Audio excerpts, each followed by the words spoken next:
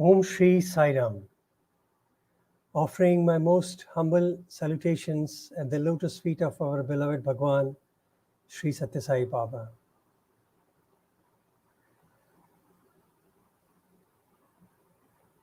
Again, with gratitude, it's my pleasure to bring this another session on his story through the eyes of his boys.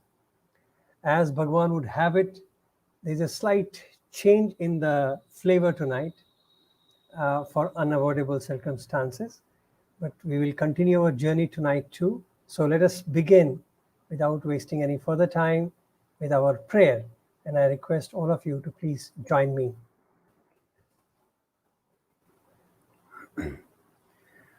O Lord, take my love and let it flow in fullness of devotion to Thee. O Lord, take my hands and let them work incessantly for Thee. O Lord, take my soul and let it be merged in one with Thee. O Lord, take my mind and thoughts and let them be in tune with Thee. O Lord, take my everything and let me be an instrument to work for Thee.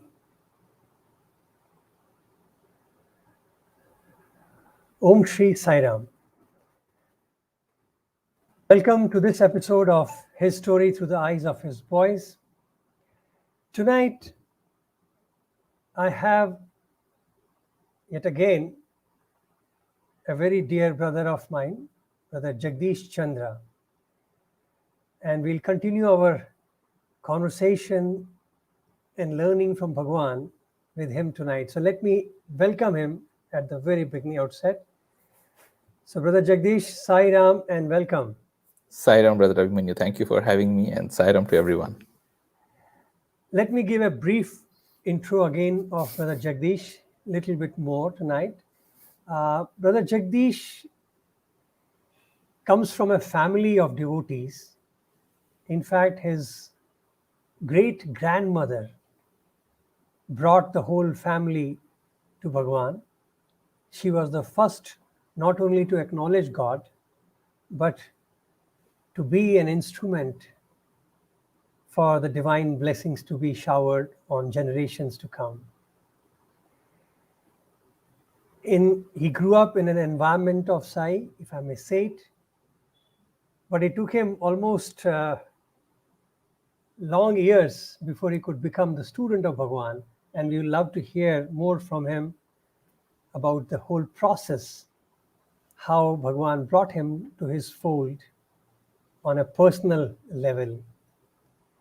Brother Jagdish joined the institution in the Whitefield campus in year 2000, and then went on to do his master's, and by Bhagavan's instructions, he did his PhD.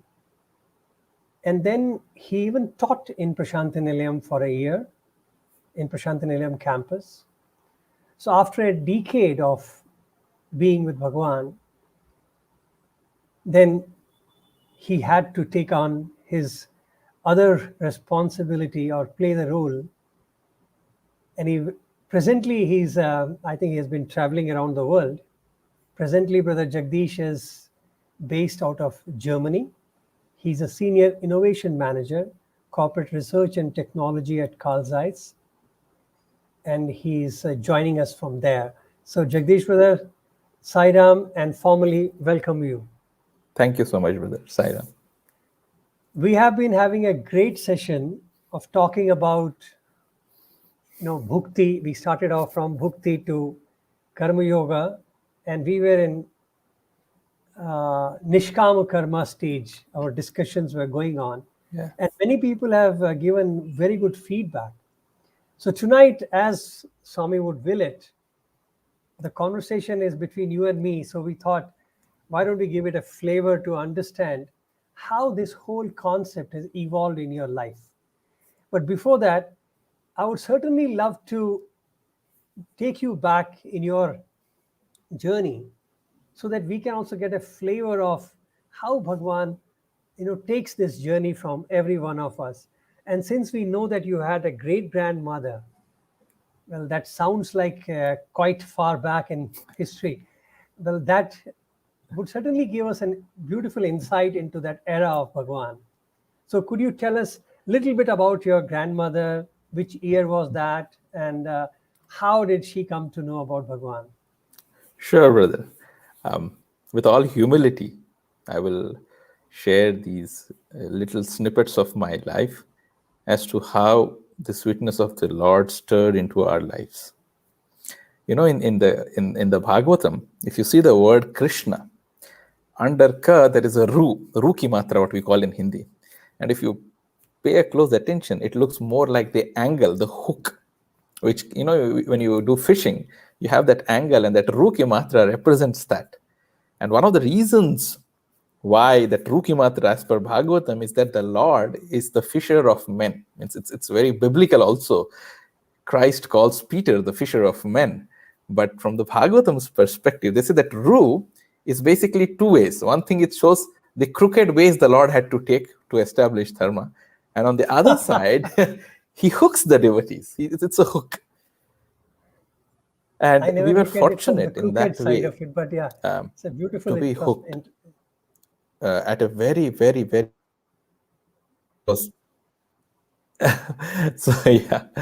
So from a stage where my great-grandmother was the first person, you know, in those days there was no internet, hardly they would read newspapers of that kind and things like that. And that took my great-grandmother. And she felt that there is something divine about this being and we must go. So they were in Bilaspur. Bilaspur is like the heartland, or is Hindi heartland of India, right bang at the center. And though we were South Indians, but we were stationed there. So when I say the great-grandmother, she is my mother's father's mother. And my grandfather was basically an employee in the Indian Railways. And they came to Swami in 1967 or something around that time, in the 60s, late 60s. Yes, and that she's in that red sari there. And it was interesting that nobody had the understanding of Swami picking up people for interviews, and that if one member of a family is picked up, the entire family would go. And it so happened that she was the one who was picked up and nobody else accompanied her. So she was taken into the interview room. And there the conversation began. She was an ardent Krishna devotee. And the liberties sometimes that Lord gives to the devotees, she had the power of her prayer, or the audacity of faith, let me put it this way, to pull Swami's cheek in the interview room. And she pulled his cheek in the interview room and said, "You look exactly like my Krishna." And then there is a word in Telugu called Naina. Basically, Naina actually means grandson. So you address him Naina, you call him, or son or a grandson. Are beta, the way you address in Hindi. So she addressed Swami like that, Naina. Just ensure that at the end of this earthly sojourn of mine, I merge into you.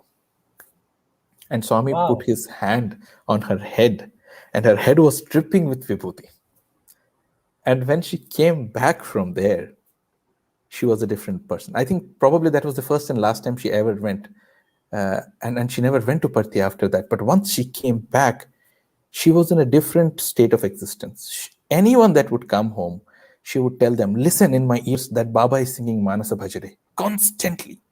And she would say that every day, 3:30 in the morning, Swami would come and wake her up and say, "See, it's so late.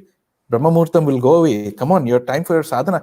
And she would get up and her room would be full of those Likita Nama Japa books. She would constantly keep reading, as if that was only life.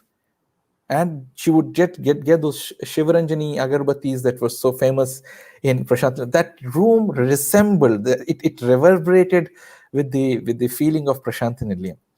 And that is how that devotion to Swami passed on. Then my grandfather, my maternal grandfather, and then my mother. And by the time I was born, for us, when we opened our eyes or sort of took cognizance of the world around us, we knew that Swami is God, or we were told. And it's actually such a great blessing. You don't have to spend half of your life trying to figure out or test him.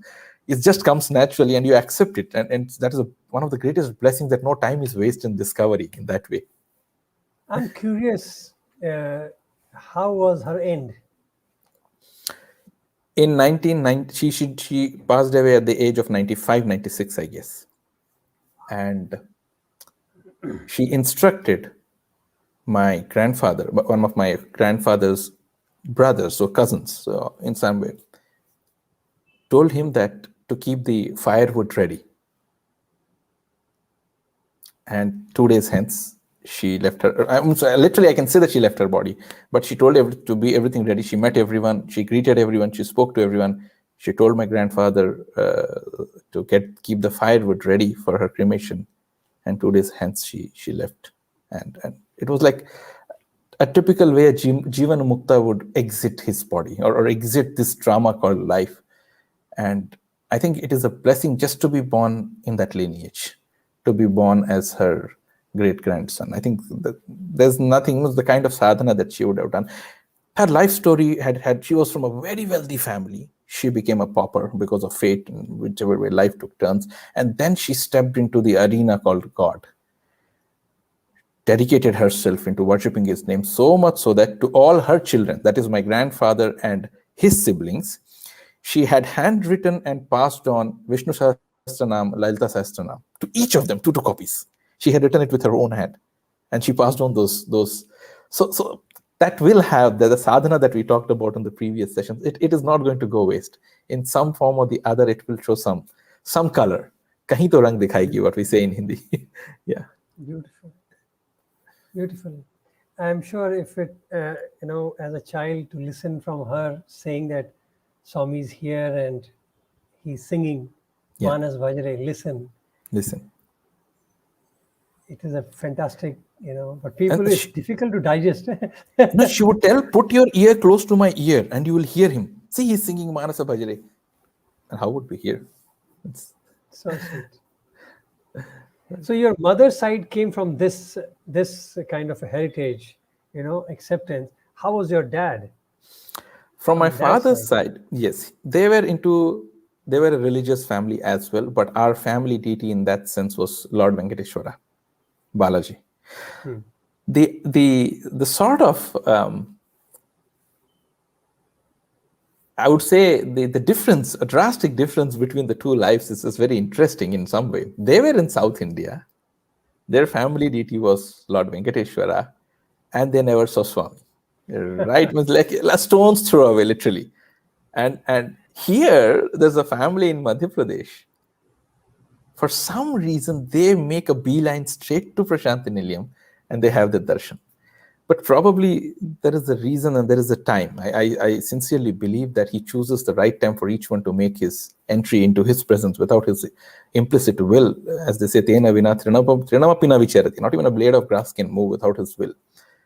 When when my dad and my mom got married, that was the time I think Swami stepped into my dad's life as well, along with my mother. And that is for the first time he began as a skeptic. He didn't want to, really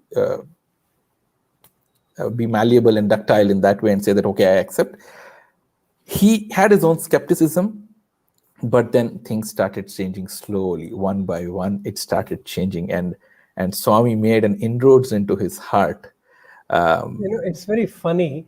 I have had a couple of friends in US and Canada who have come from Anantapur district and did not know about Bhagavan Baba. Yeah. And then in West, they got to hear about him. Absolutely. They got involved so much. Then they would fly down from there for darshan. And it was such a funny to hear that, staying next, you couldn't. You had to come to America to come back to Bhagavan. It's such Bhagavan. So great. So how was that? How was his transition? Any childhood memories of yours with him? Sure. So one of the things that my mother keeps jokingly, in a very jocular way, she reminds us all is that of Aksharabhyasa. So basically, for those who do not know what Aksharabhyasa means, it's literally initiation into alphabets or education in a broader sense. And in those good old days, Swami would do that Aksharabhyasam. So you can hold a slate and the slate pencils or a chalk piece, and he would come for darshan rounds. He would pick up that slate, write Om, and if you are lucky enough, he would hold your hand and make you write Om. But most of the times, he would write Om and give it, and we would come home and practice 3 times Om on it, and that would be the initiation into education. So there was the conversation between my mother and father, and when they got down at Dharmavaram railway station in those days, my father was telling my mother, see, we have come. Since you wanted this to be done here, we have come. We will stay for one day, a morning session and an evening session. Don't tell me if it doesn't happen in these two sessions, don't tell me we'll stay for one more day because we have to go back. So both of them agreed, and my mother was like very fervently, she was praying that it happens. And but Swami's ways are so very different. On one side is a person who is absolutely converted, and he knows very well there is no point in preaching to the converted. So she's already converted. So my mom held me and sat for the morning darshan, and he didn't come that way at all.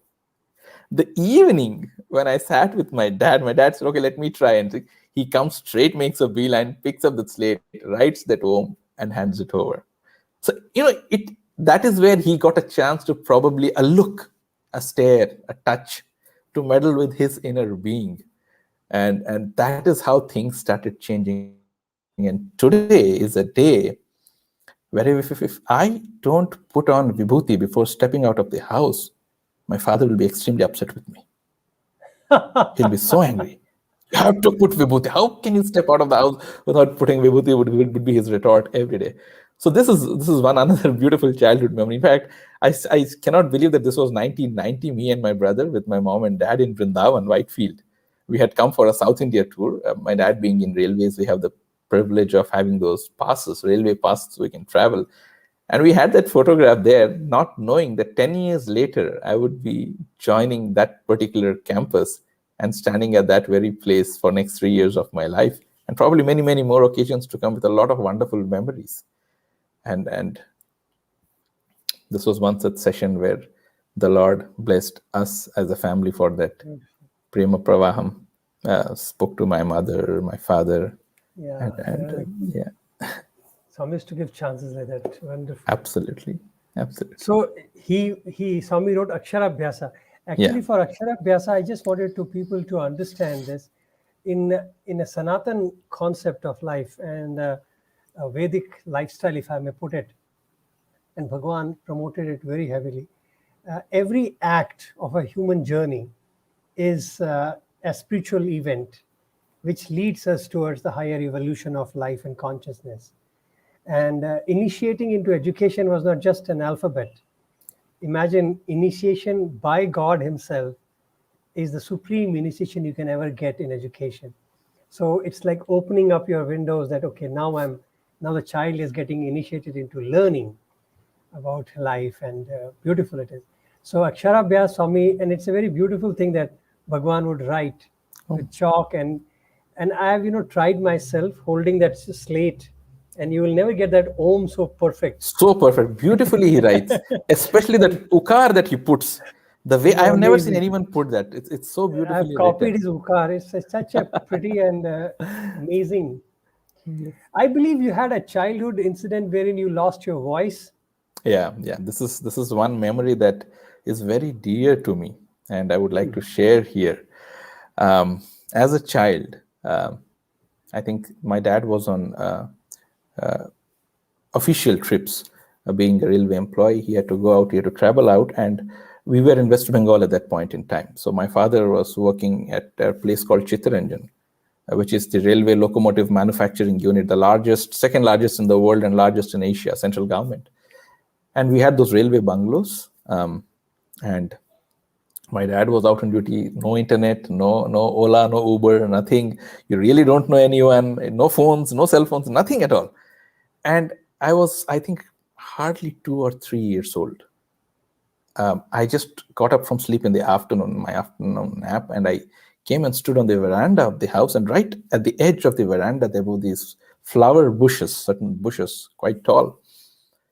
And right behind them, there was a goat that was basically munching on some grass around. The goat and I were both unaware of each other's presence. And so the goat, in search of greener pastures, it tried to jump over the shrubs. And across the shrub was this veranda at the edge of which I was standing. So what happened was probably it jumped over and it landed right on me. On and you. I screamed on me and got hit or probably whatever happened, I screamed, I yelled, I shouted Amma, and then I didn't speak. So for my mother, you can just imagine, it was such a traumatic experience. And she didn't know what to do. The only resort for her was that small photograph of Bhagavan. She just went and she prayed and she prayed and she cried and she cried. 2 days passed. I didn't speak a word. Second day, by the time evening time, she was still praying and doing bhajans, singing bhajans. In that railway quarter, that room suddenly got filled with that misty fragrance of Prashantinilayam. Like the vibhuti and that Shivaranjani agarbatti smell that permeates. And then, as if by through some magic, I just said, "See, Amma Baba." It's like that smell. I started speaking, made a reference to that smell, that presence.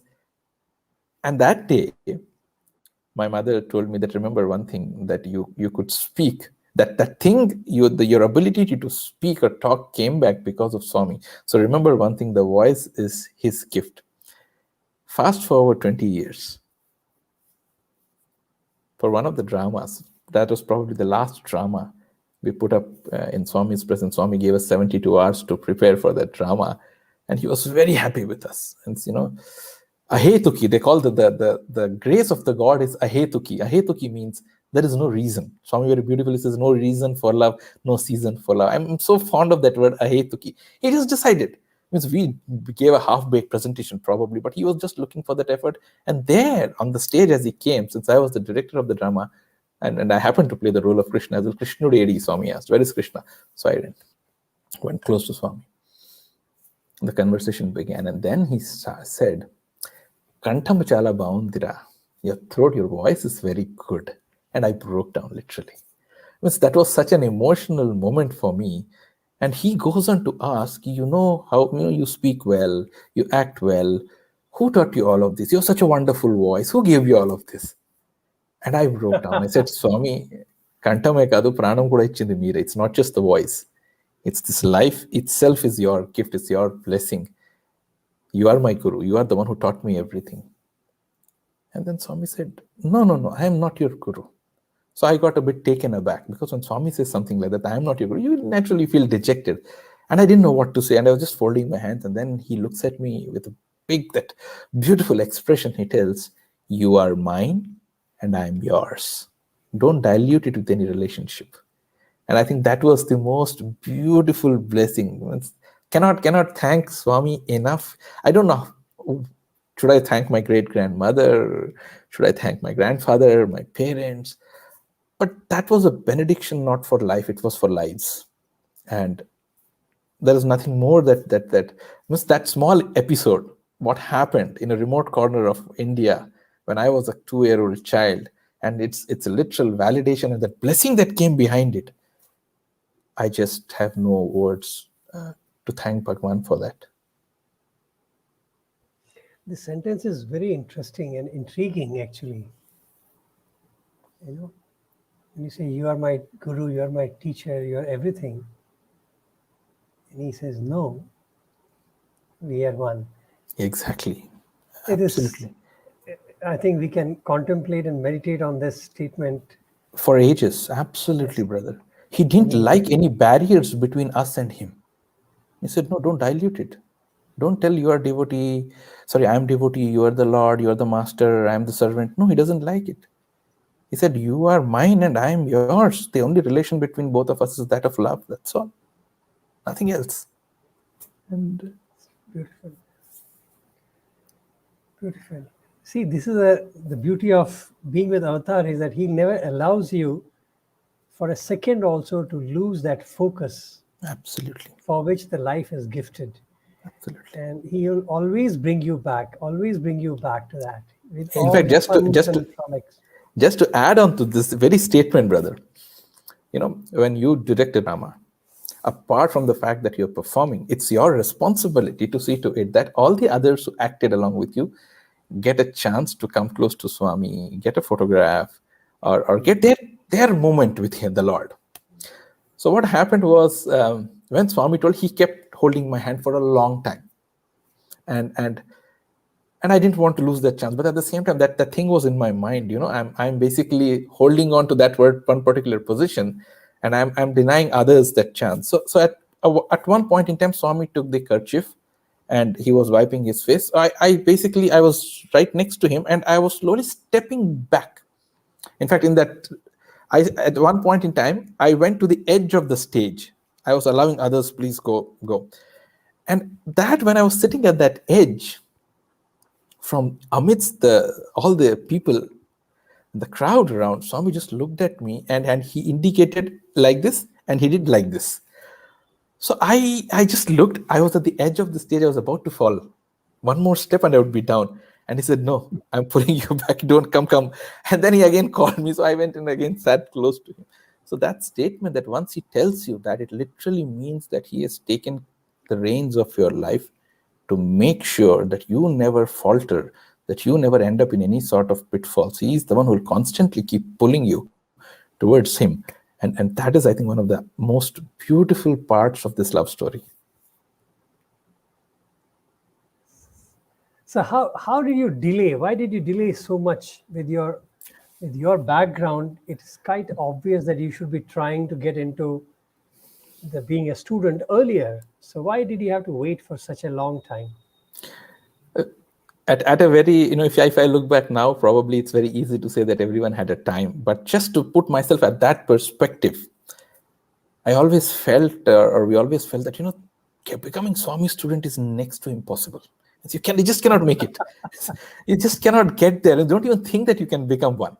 So it was such a prestigious honor to be in that particular group, to be Swami student, so close to Swami. If Swami looked once, that was enough for lives. And to be his student, it was like, oh, I'm not cut out for that at all. I don't think, even if I wrote 100 times, I'd ever make it. and I never tried until. Then how did this change happen? Yeah, so this is the next part. I was preparing for my engineering exams, and just before, I was badly wanted to get into one of the best engineering colleges and do my bit. And because I had performed very well, I was a meritorious student academically until that point in time. So this was but natural, a choice that you get into, medical or engineering. And engineering was what I chose. Just around that time, I thought, my mother said, okay, why don't you apply for Swami's college also? Maybe you're lucky, lottery is picked up, you get in, who knows. I said, okay, I'm anyhow writing all these exams. I'll write this as well. After I fill in the form, a few days later, or probably a week later or so, something like that, Swami comes in my dream. And this conversation between me and Swami, and I ask him one line, and he responds in one line. Typically, that is how most of my dreams are. But what he says, implicitly, I need to obey. So he said, I asked Swami, will you give a seat to me in your college? And his answer was, you are already selected, sir. So if you see that line, you are already selected, sir, it mapped such a huge thing in my life. I joined, he gave me the seat. So I joined as a student. By the time I left the portals of the institute, I was already a sir or a teacher. And that was the conversation that happened way back in 1999. I can hear the sound of Bhagavan saying, you already got it, sir. Yes. And then there's a stretch in his voice, sir. Yes. So that is how it happened, brother. That is when, and the interesting, there were a lot of things in between that happened. In fact, that was not the end of the story. Probably that was the beginning of my journey. That he tells me that you're going to get it, and I'm supremely confident. At some point in time, I also thought, okay, now that Swami has assured me a seat, do I really need to focus so much on engineering? Should I go for engineering? Because deep down within, that is what I wanted to be. And probably, if I got an engineering seat, maybe I wouldn't have joined Prashant Nilayam either, or Vrindavan either. That was the frame of mind. And I came, and that is the mistake. When God gives an opportunity, do we revere that opportunity or not? Is $1 million lesson. I didn't learn that at that point in time. I wanted to sail on 2 boats. So this leg I'm writing my engineering entrances. On the other side, I kept my Parthi entrance preparation also for my field and everything. But the way Swami would have it, he made sure that the engineering entrance examinations that I had to attend clashed with Parthi entrance. And my center was Central India, and this was in Puttaparthi. So there was no way I could make it on the same day. So I wrote, I cleared my written, I cleared the interview. So first thing is basically getting the call letter. Means you filling the form is one part of the job. You should get the call letter. 800 or so or 1,000 students get that call letter, out of which some 60 are chosen. Got the call letter, wrote my entrance, supremely confident. Means the confidence was not basically of my ability. Once Swami has said that I'm selected, means now who can stop me? So I was literally, with an air of nonchalance, I was basically sailing through everything until the final results are displayed. I still very clearly remember that was the World Cup at that point in time going on, and that was India versus England in Taunton, where Rahul Dravid and Saurav Ganguly literally played the innings of their lives, if I may say so, in that World Cup, 1998 World Cup. I run to see my name, and my name is not there in the list. I was crestfallen, I was sour, I was so angry at Swami. I said, I'll never come to you again. I'll never look at your face. I'll give up worshipping you and whatnot. I cried, I literally cried my way back for 2 reasons. One thing is, he ditched me in some sense. He said he'll give the seat and he didn't give me. Second thing is, because of that, I couldn't write my other engineering entrance exam. So he basically made sure that nothing happens in that way. But the lesson to be learned was this, that when he extends a hand, there shouldn't be a second thought in the mind. When he tells you something, there shouldn't be an alternative in mind. And that was the lesson. So, but then, the heart, the churning of the heart begins. That is when, you need to have some cracks. They say, right, if you don't allow God to enter your heart, he breaks your heart and enters it. So both, metaphorically and figuratively. So he does that. And that is what he did. He broke my heart. And then he found that corner to enter, sneak in. And at that point in time, next year, I decided I am not going to come. I am not even going to write an entrance of your institute next year. I'm solely going to focus this time on my engineering. And I prepared. I get a call letter again. But before that, a few weeks before that, he comes in my dream. The last date of procuring a form from Prashant and is almost ending. Probably the next day was the last day. He comes in my dream. He just stands. He looks at me very angrily. And he just turns away his face. It's like Muh Morlena, what we call in Hindi, right? He just turns away and walks. That shook me up. But knowing what he is, see, if you didn't know anything about Swami, it's a different thing. But if you grew up in a family where you believe that he is God from 4 generations, and if he turns his face on you, it means a lot. It literally shook me up. And I went and told my mother. My mother said, see, when he told you, you should try once again. I said, okay. Got the form again this time. The nick of the moment, there was somebody who was there in Prashantaniriam who helped us get the form on that very day, courier it to us, filled in, got the call letter again. This time I wrote the entrance, everything done. Again, he made sure that the dates clashed. The engineering and this. And I couldn't write the papers. And I said, Swami, if this time you don't take me through, I am sunk. I don't know what is going to happen to me. That year, he made sure that I got into Vrindavan. And partly because, sometimes we have to be very careful of our prayers. The first time when I wrote the entrance, in my over-enthusiasm, I had written to Swami, Swami, on your 75th birthday, I want to be your student. But I didn't realize that year, during my first attempt, it was the 74th birthday. So he made sure that I got in at the 75th birthday, and the cupboard number, you're allotted cupboards in the hostel, in the dormitory. My cupboard number was C75. So basically, in some sense, It's literally, if you see, instead of the letter C, you see it's SEE, the English word C, 75. You asked for it, you got it. Whatever you asked, I'm giving you. I'm just saying tathastu. You ultimately got what you wanted. So that was my entry into Prashanti Nilaya, in Puttaparthi in Swami's college as a Swami student in the year 2000. Jagdish, when you hear all of that, you can see a beautiful drama of Lord, if I may put it that way. And, hindsight, when you look back, we can make a lot of sense out of it. We can interpret and have a better understanding of what goes through in the journey. But obviously, when we are in the middle of that event, that time mind doesn't work in that manner, right? So let us use our expertise of, or experience of life, and to understand it better.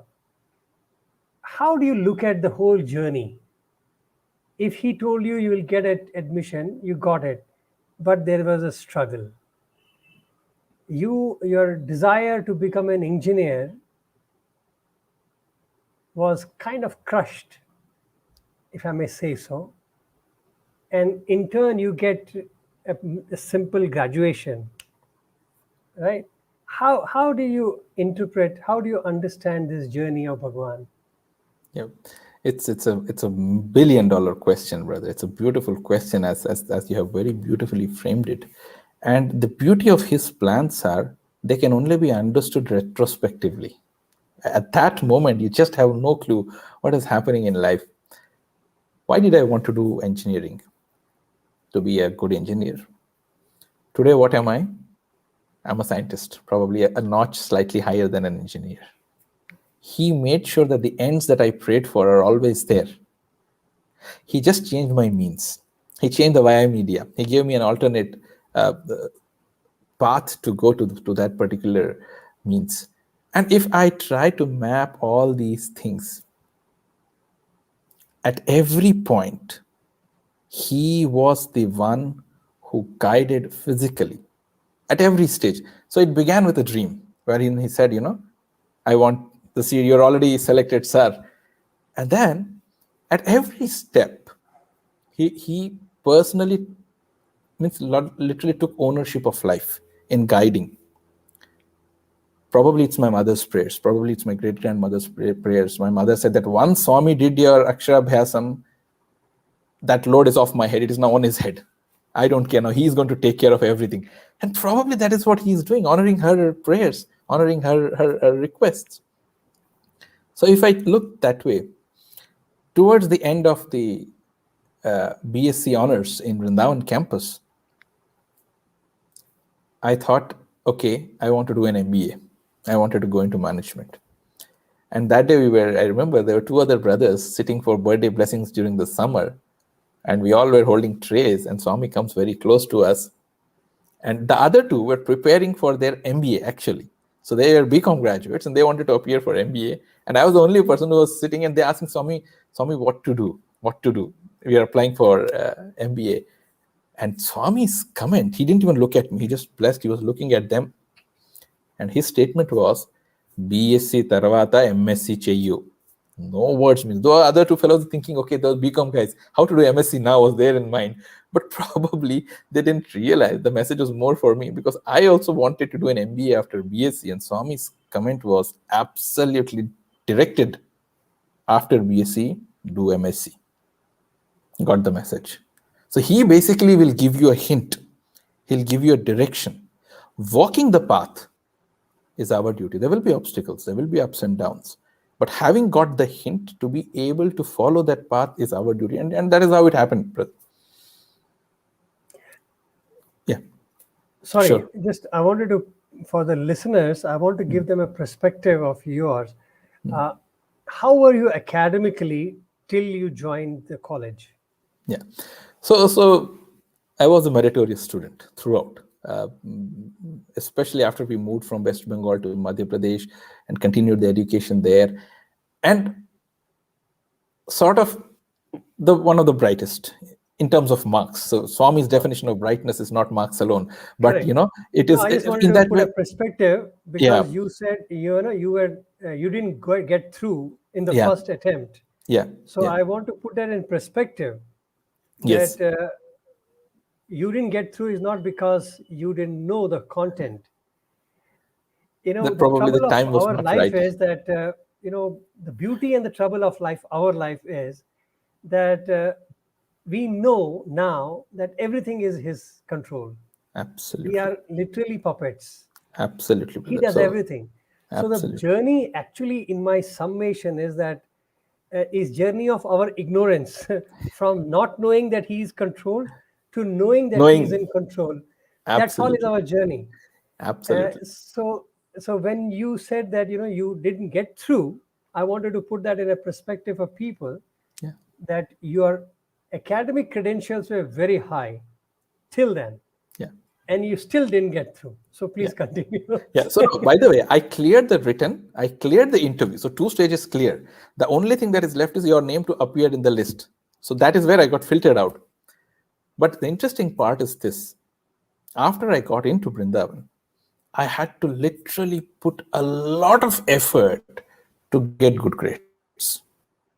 It's humongous. Humongous is not the word. And I was struggling to understand, why was this happening with me? Why am I So going through once you this? joined our Parthi College, Vrindavan College, Vrindavan. you're saying you didn't get good marks. I didn't get, it was always definitely O grade boundary, on the boundary of O grade. I was getting O grade, but not, the fives. Not the kind way of a you are thing. used to. Exactly what I was used to, probably.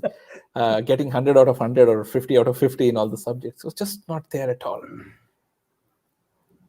It appeared that something is happening, and I didn't know, because effort from my side was 100%, probably a little more than 100. I tried, and I was not getting through. So there is an important aspect. We were given the great privilege of sitting in and around the Vrindavan campus, including the Trai, means not inside Trai, but around Trai. We could sit anywhere facing Trai or in the garden of Trai and study during our examinations and so things like that. So one day, I knew for some reason that the experience until then, like with all the effort that I put, the output was so less. I was just wondering what to do. And I just put my head back, and probably I got a nap. I took a nap of around 10-15 minutes, facing Trai. At that moment, I got a dream. And in the dream, Swami tells me one thing very, I shake up even today when I listen, when I recollect that dream. Swami said, not just now, but for a few years, you will not get the marks that you desire. Now, the question now is, what will you do? Will you continue to struggle, or will you give up? I'm interested in that. I'm not interested in your marks. I wake up with mixed feelings. You can just imagine. The Lord himself has told, you will not going to get now. Now even Brahma cannot change my fate. And he has said in no uncertain terms that you are not going to get that. But now tell me, what is your commitment to me? We were discussing about nishkama karma at that point in time. This is forced nishkama karma. Like, he's already told you the result, and he's now forcing you. What is it that you're going to do? I want to see. And I couldn't answer or reply to Swami in the dream, but when I woke up, this was sort of my commitment to Swami. I said, Swami, I'll continue to put in the effort as if I'm going to get 100, or as if I'm going to get the best, and I will do that. That was a commitment unto myself. And it continued. And if I look back today, I probably made it to what I wanted to be, where I wanted to be. But that effort that I put was it's not the marks that made me what I am today, probably. It's just that effort. It was just that attempt to please him. Just that one attempt to please him. That, okay, I'll continue to struggle, or I'll continue to put in effort. You basically says that's a beautiful story. God tells a man that push the boulder in front of your house, and he tries to push and it doesn't move. He says, Lord, it's not moving. He said, I never asked you to move it. I just asked you to push it. You just put. In the process, you'll develop your muscles, which I'll put to use somewhere else. So this whole thing was a byproduct. What today I'm getting probably is not the aim of my life. Probably it's a byproduct of that effort that day and His grace. I'm still not sure. The tapestry of life is still not clear. Probably it will become clear much, much later when I look back. But it's a work in progress in that way.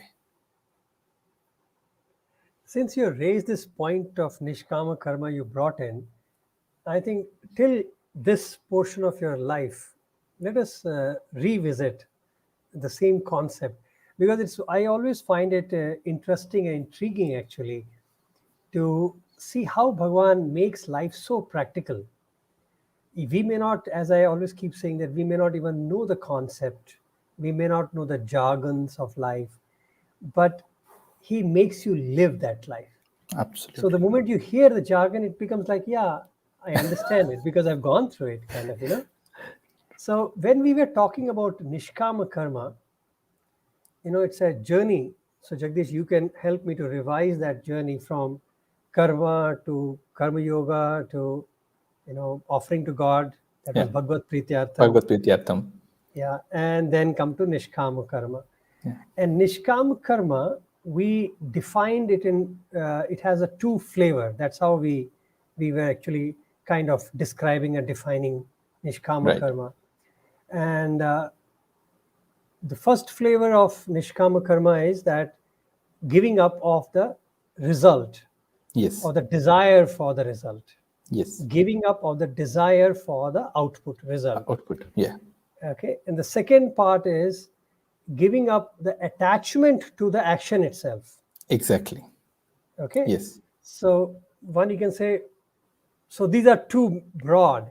Yes. How do you look at your life on that, in these two perspectives? I think He made you do from engineering perspective only. He started smashing. Don't look at your goal. Exactly. No, but this is where the beauty, when Swami enters our lives, and I'm sure it applies to all of us, brother, to each one of us whom Swami gave a direct physical guideline. The moment He tells us something to do, the very fact that He has commanded kills the other two aspects, the desire for result and the desire or trying to go beyond the action. Now what happens is, you are no longer interested in the result. You are no longer, because your greatest satisfaction is, Swami asked me to do something, I have to do it. Right? And I have to do it with the best of my ability, with the best of my capacity. Because the moment you now are trying to offer it to Swami, because Swami said, so I have to do it. Because I have to. Why do I have to do it? Because Swami has told me to do it. And the moment Swami told me to do it, it means He expects me to do it as an offering unto Him. Can I do a substandard job? No, I have to give my best at it. So the moment you start giving your best, two things happen.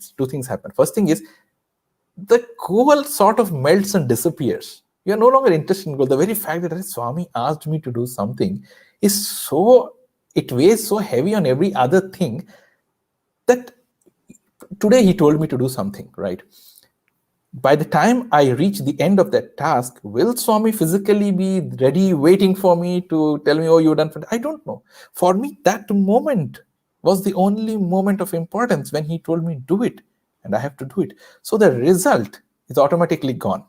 Now, the very fact that I am doing it because Swami told, a sort of 100% effort or karma sets in. But even there, you are again focusing your mind and heart on Swami's command, and not literally on anything else. Your job is basically, you are able to do your work absolutely dispassionately. Jagdish, let me take this thought slightly, extend this thought. See, when we are talking, we have obviously the kind of a perspective of physical Bhagavan telling us something, or His commandments. You can use that as a commandment of Swami. Bhagavan has said to do that, and that becomes our goal and commandment, and so it's easy to act on it. Like I was talking to somebody, they said how nice it would be if Swami would just give us an instruction. Right. Because using our head is a pain. Each Absolutely. time you keep deciding whether to do it or not, whether Swami will like it or not, itself is a huge activity. And if Swami says, then you don't care, good or bad, right or wrong, those definitions drop. Yes. So my first question from that perspective to you would be, how do you look at the same scenario of giving up goal without the physical frame or physical instructions of Bhagavan? It may help the devotees in the present perspective. No, it's a very beautiful and very relevant question, brother. Because it's very easy when you have the Lord giving you instructions physically, either through a dream or in some way. But what when that medium is not there, when Bhagavan as a physical frame is not there? Do I run to anyone else, or do I follow somebody else? Or what exactly am I getting into? Here we have to understand what Swami said in the beginning. The whole purpose of human birth is to evolve to an extent that when I close my eyes, I am in absolute sync with the Swami within. As simple as that. We have to constantly be in search of his indications. He's all the time talking to us. He's all the time relaying messages. The problem is our own broadcasting station is not in a position to receive it. Our receiver is not tuned to him. And all this sadhana, the Ashtanga Yoga, or all these philosophies that we are discussing is just that purification of the receptor. It means aligning and turning the antenna in the right direction that we are able to receive that signal. That is what it is. And I am telling you, at least with my limited understanding, that when he speaks or when he decides to communicate to you, there will be no uncertainty in your mind. It can come through anyone. It can come through your parents. It can come through your brother. It can come through a well-wisher. It could be from a stranger, probably a hoarding on the side of the wall. He will talk and you will know that it is his message. A simple illustration for that. Almost a year ago, I had this thing of, I had an option. I was in Singapore at that point in time, and I had to move either to India or to Germany, or there was another European country which I had a chance to move into. My first preference was India. I wanted to come back. The next preference was to the other European nation. And the third preference was Germany. And as I was discussing or thinking to myself how to do, there are definitely seniors and well-wishers in various walks of life whom you talk to, consult, and try to get their opinions. So there was one such Sai brother with whom I was discussing this. And in discussion, I very foolishly told that, brother, I have 3 options at this point in time in front of me. I need to choose one. The look on his face, I've seen Swami, or rather I've been blessed to witness that cosmic phenomenon from very close quarters, that you sense it sometimes, that it is him and not the person talking. And he looks at me and he says he makes only one statement. He says, you think there are 3 paths, but there is only one. In time it will drop. I knew that moment it was not him. I just couldn't tell him. I knew something is going to happen in the next 1 week. In the next 1 week, you wouldn't believe, as if things dropped off. There was only one path left, and I had to move to Germany. And I moved to Germany. Whether I have the choice, whether I have no choice, there's a different story. It's that I literally felt this was Swami's command. Okay, he has decided there is going to be one path, and all that I have to do is to walk that path. Am I available? It boils down to the question of my availability. Am I available? Swami is ready. He is talking to me all the time. He is giving instructions. Am I available?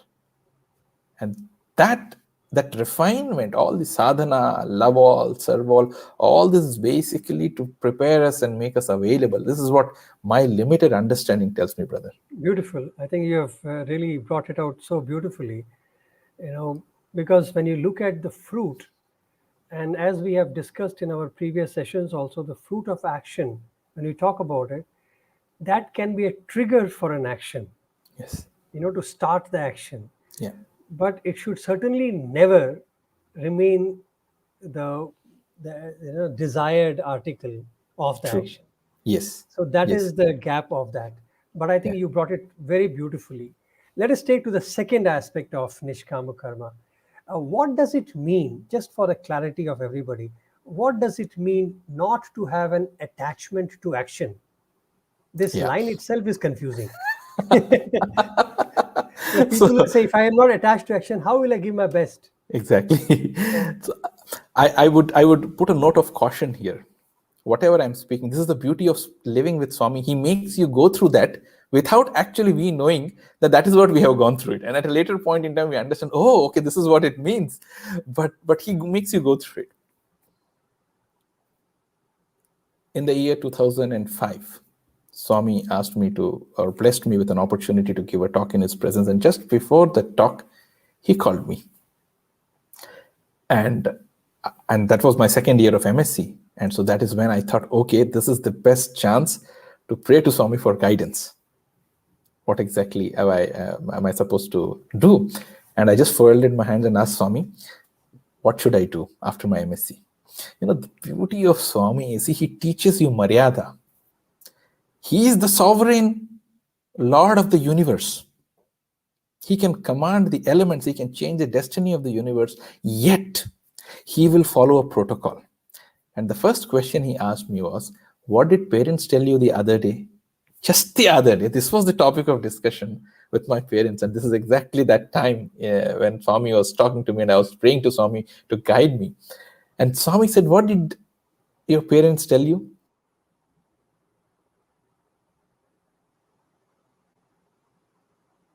Yeah, Jagdish, are you there? Basically to do an MBA. Sorry, Jagdish, we lost you in the middle. So if you can come back. What did parents, you were saying, what did parents say?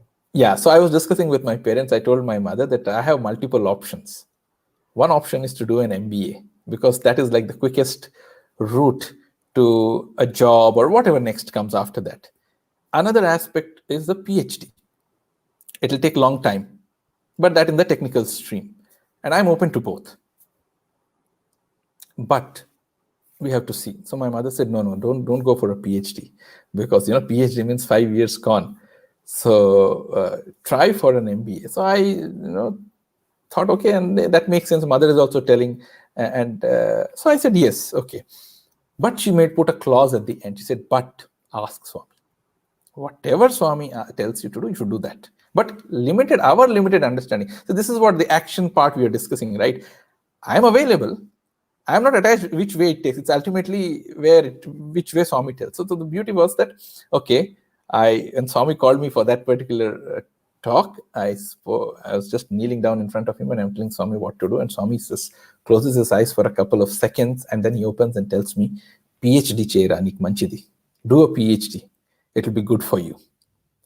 And I immediately, okay, Swami. So now he has given a direction. What is the end? He wants me to have a PhD degree. Now, there are many paths how you can go to a PhD. So at that point in time, there were a few others, contemporaries, whom Swami asked to do a PhD as well. They registered directly into a PhD program. A few of us were asked to join the MPhil program. The end was very clear. Now, without trying to use too much of your head, too much of my head, I decided whatever comes naturally in that flow, I'll accept it. And probably it sounds sometimes it sounds unbelievably foolish, but that's what treading that path means. So I went to my HOD and I said I want to do a PhD. And Professor Venkatramaniya, a very eminent scholar himself, he said, Jagdish, fantastic. Our department is known for nuclear physics. So why don't you do a PhD in nuclear physics? I will guide you. I said, fantastic, sir. So I took the form, wrote nuclear physics as a topic, and he told us slightly, the actual definition of the problem, and I wrote everything. So after filling up all of that, you have to get your parents' signature to submit that form. And it was almost impossible to send it to Raipur and get it back within a week's time because that was the deadline to submit the form. So what we decided was, we can take the signature of the local guardian. Now, hostel warden is a local guardian. So we can get a signature and the warden can talk to parents, so there can be a communication between them and so all of that can happen. So I went to Dr. Shivshankar Sai for the signature. He was the hostel warden at that point in time. Incidentally, he was also a professor in the Department of Physics. So he just took and he was about to sign, and he saw, oh, Jagdish, so you are doing, you decided to do a PhD in nuclear physics. Any specific reason? Do you like nuclear physics a lot? Because from this year, I'm allowed to take a few research students under myself, and my topic is optics and photonics. So if you're interested, I can guide you in optics. Just imagine, day before yesterday, it was MBA. Morning, it was nuclear physics. I said, okay, sir, I cut nuclear physics, write optics there. Yeah, I'm going to do a PhD in optics, and that's how it is. You literally are no longer attached to that act. It can sound extremely foolish. It can sound unbelievable. But if I look back, probably Swami forced me to do it or taught me how to do it. Because today, if I look back and see, I would again not dare to say that it is my hard work or my intelligence or my scholarliness of anything. I have close to 12 patents and a few trade secrets, and I have the ideas that I generated in the semiconductor chip manufacturing, by the way, which uses optics. It's optics that is used in semiconductor chip manufacturing industry, all these wafer processing and things like that. And all of that happened because of that. Did I do consciously? No. How did it happen? Why did it happen? Because it sort of falls perfectly in a puzzle. Would it have happened if I hadn't made that choice? It sounds so incredible. But the fact that the lesson he taught was, it does not matter. I have decided an end. Now, don't get too attached to what path takes you to that end, what activity. Okay, morning it could be MBA, afternoon it could be PhD in nuclear physics, evening it could be optics. So be ready. And that was literally how I lived my life. Not many of the students, when they ask me, sir, how to plan career, I said, I'm the wrong guy. Don't ask me. I have never planned anything. I just followed what he said. That is the only plan in my life. You have really given a very beautiful perspective of attachment to the action itself. So even the action changes, you don't mind it, but whatever comes, we do the best, which is a perfect example you have given. But this statement has something in the foundation, and that is kind of surrender. I don't know whether I can use this word surrender in a full sense, but there's an element of faith and surrender which can give you that kind of an attitude to keep changing without worrying. And we have seen it even while doing plays, man. You guys, you know how we change. We go for a program with Swami and he will change the whole program. Yeah. On the fly, he will change. So, and we were ready for it. He could ask, I remember January 1st program, we had prepared a full music session. And maybe after 2 or 3 songs, Bhagavan said, stop. Yeah. So we just stopped. Swami said, why did you stop? I said, Swami, you said stop. We stopped. So then Swami paused for a second. He said, okay, sing group songs. So I turned towards the boys and said, group songs. So everybody started group songs. Now they started opening their notes and they said, group song. Suddenly Swami said, again after 1 or 2 songs, Swami said, stop. Absolutely. Sing bhajans, but 2 boys sing together. Yes. So, we were, now when I look back, when you're talking to me, I'm just recalling that it is, he never allows you to even hold on to that. Absolutely. But under the whole concept is that faith, that surrender, that the trust in God, which plays. How would you recommend that? How do you suggest? Is that a grace of God, or can we do something about it? I think one person has even asked that question. How do you build this kind of surrender to God? Because it all basis is that. Yeah. How do you think?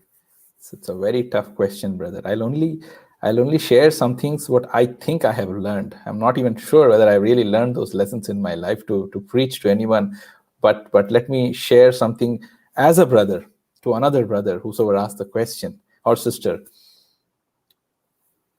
The whole concept of knowledge has 2 pillars, or devotion, let me put it this way. Understanding, or a very broader term, understanding. You either go by logic and reasoning or you go by faith. And the beauty is that you cannot use one to justify the other. You cannot use logic to justify faith, At the same time, you cannot use faith to justify logic. At some level, these are like water and oil. They cannot be mixed. So you have to choose one path. And that is the difference between bhakti and jnana marga. You choose one thing. The moment you take ownership of your life, you have to be ready to bear the consequences of your choices. That is what logic or reasoning, typically in the world, we are ready. We take ownership, and whatever comes, are we willing to take? Probably because of raised in a family which is a Brahmin family, very religious, believing in God, and that bent of mind, faith is more appealing than logic. Why do you put vibhuti and step out of the house? Because, he will ward off the evil. Do you have any explanation? Can you show that how many people put vibhuti and how many got missed by hitting of a car or something? You cannot. It's just faith. It's just faith.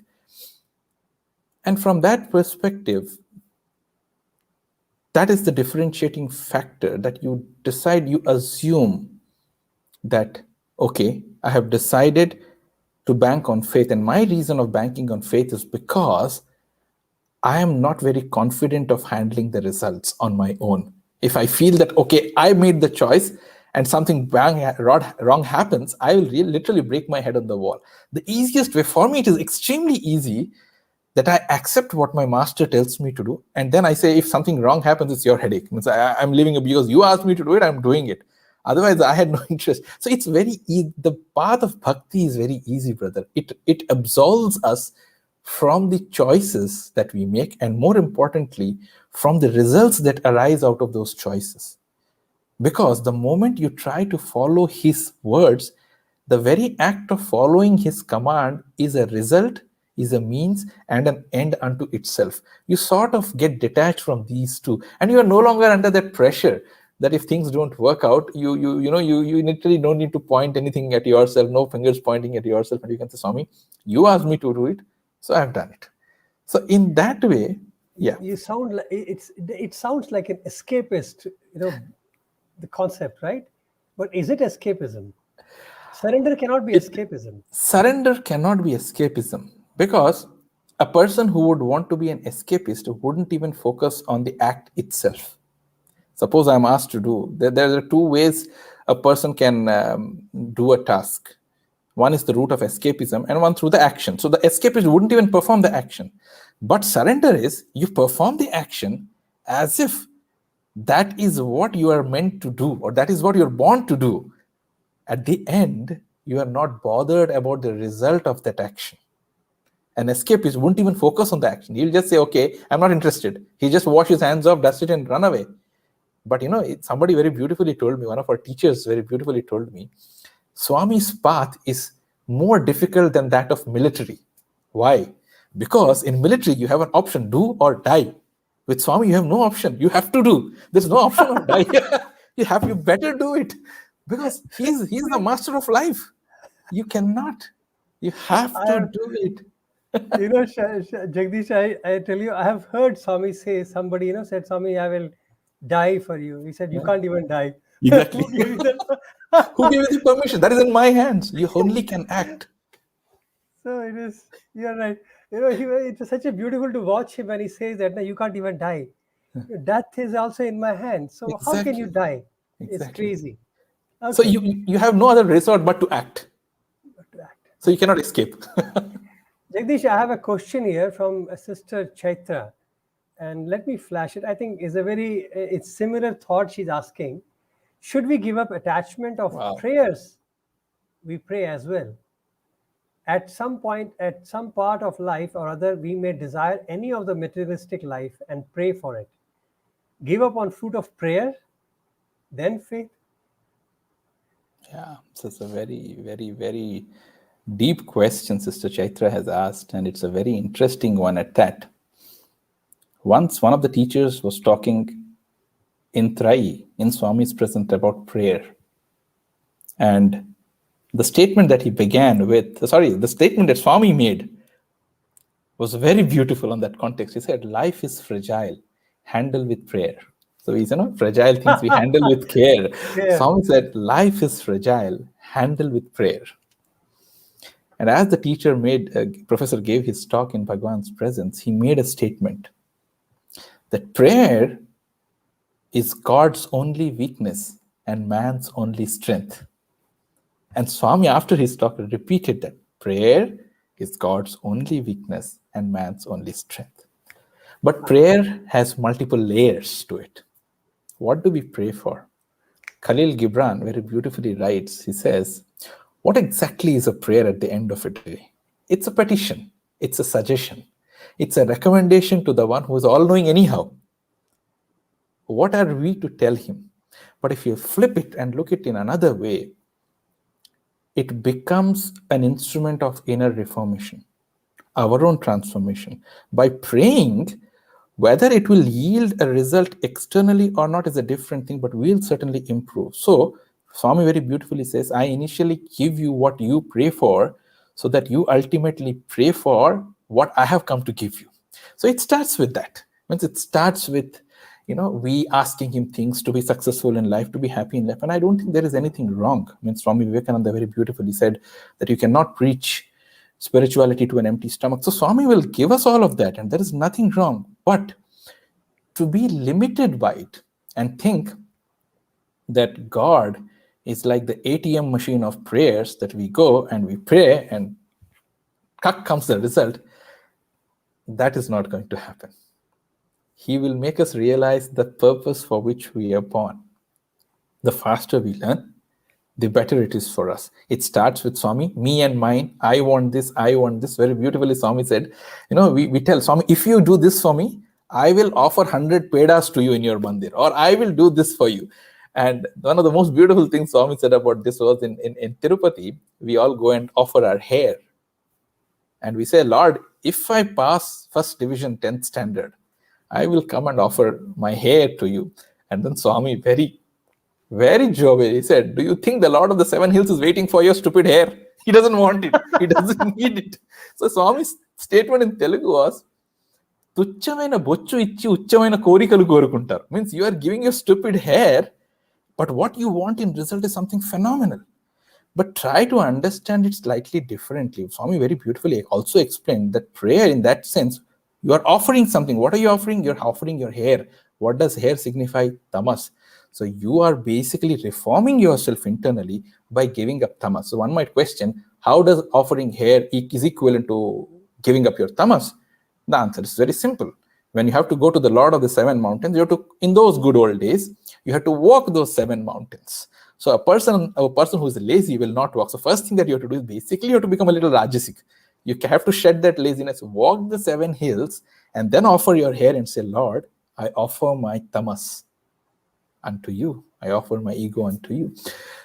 That is how prayer begins. Hair is also related to physically, if you look at it, it adds to the ego and the personality of a person. Exactly. So when you give up your hair, you are basically shunning away those inhibitions and everything and offering it to the Lord. Exactly.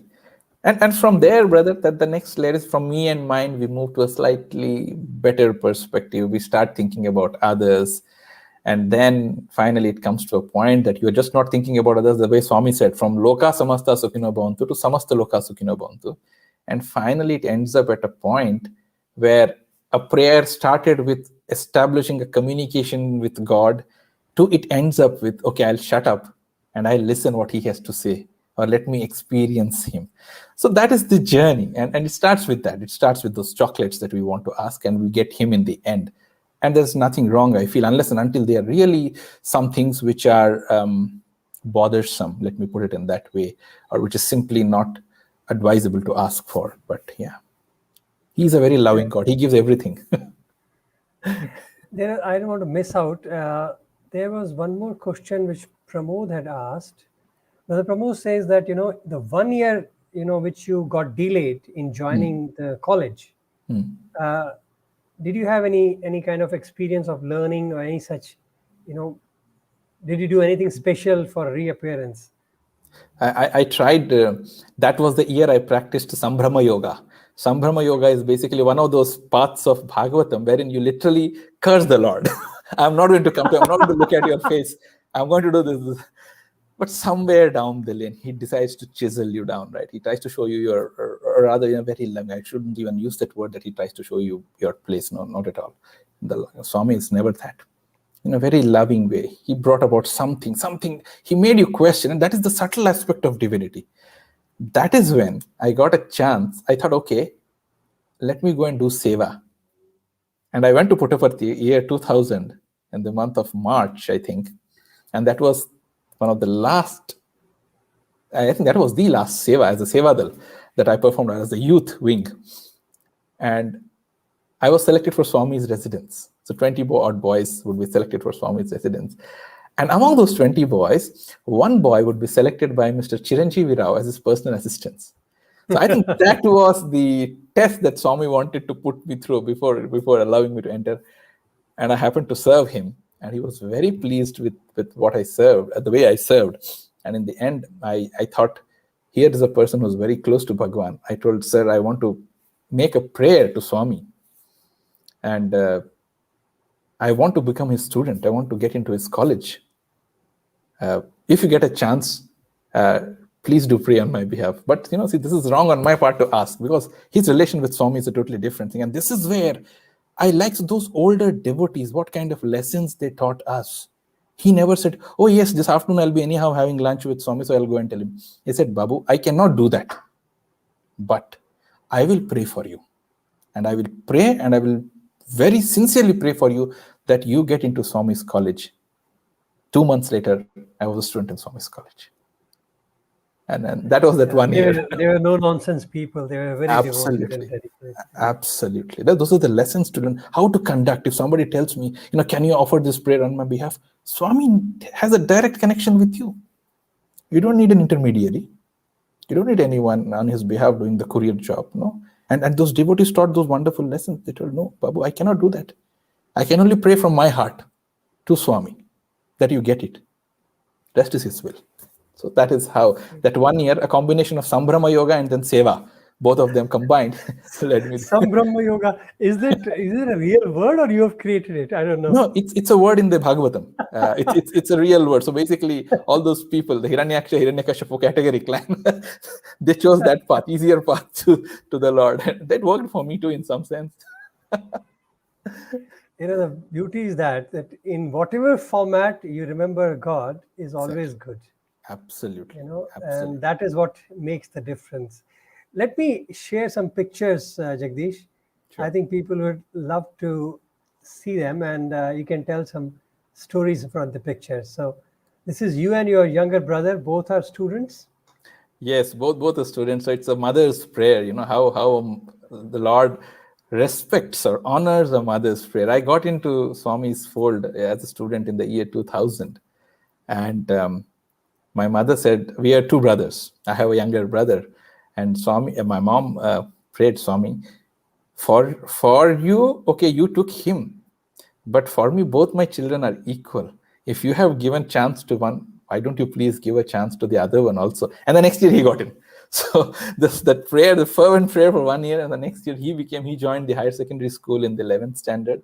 And he had this tremendous blessing of being a mandir singer, sang in his divine presence. He continues to sing. And in fact, the thing was that both of us were blessed by Bhagavan to be a part of the Institute brass band.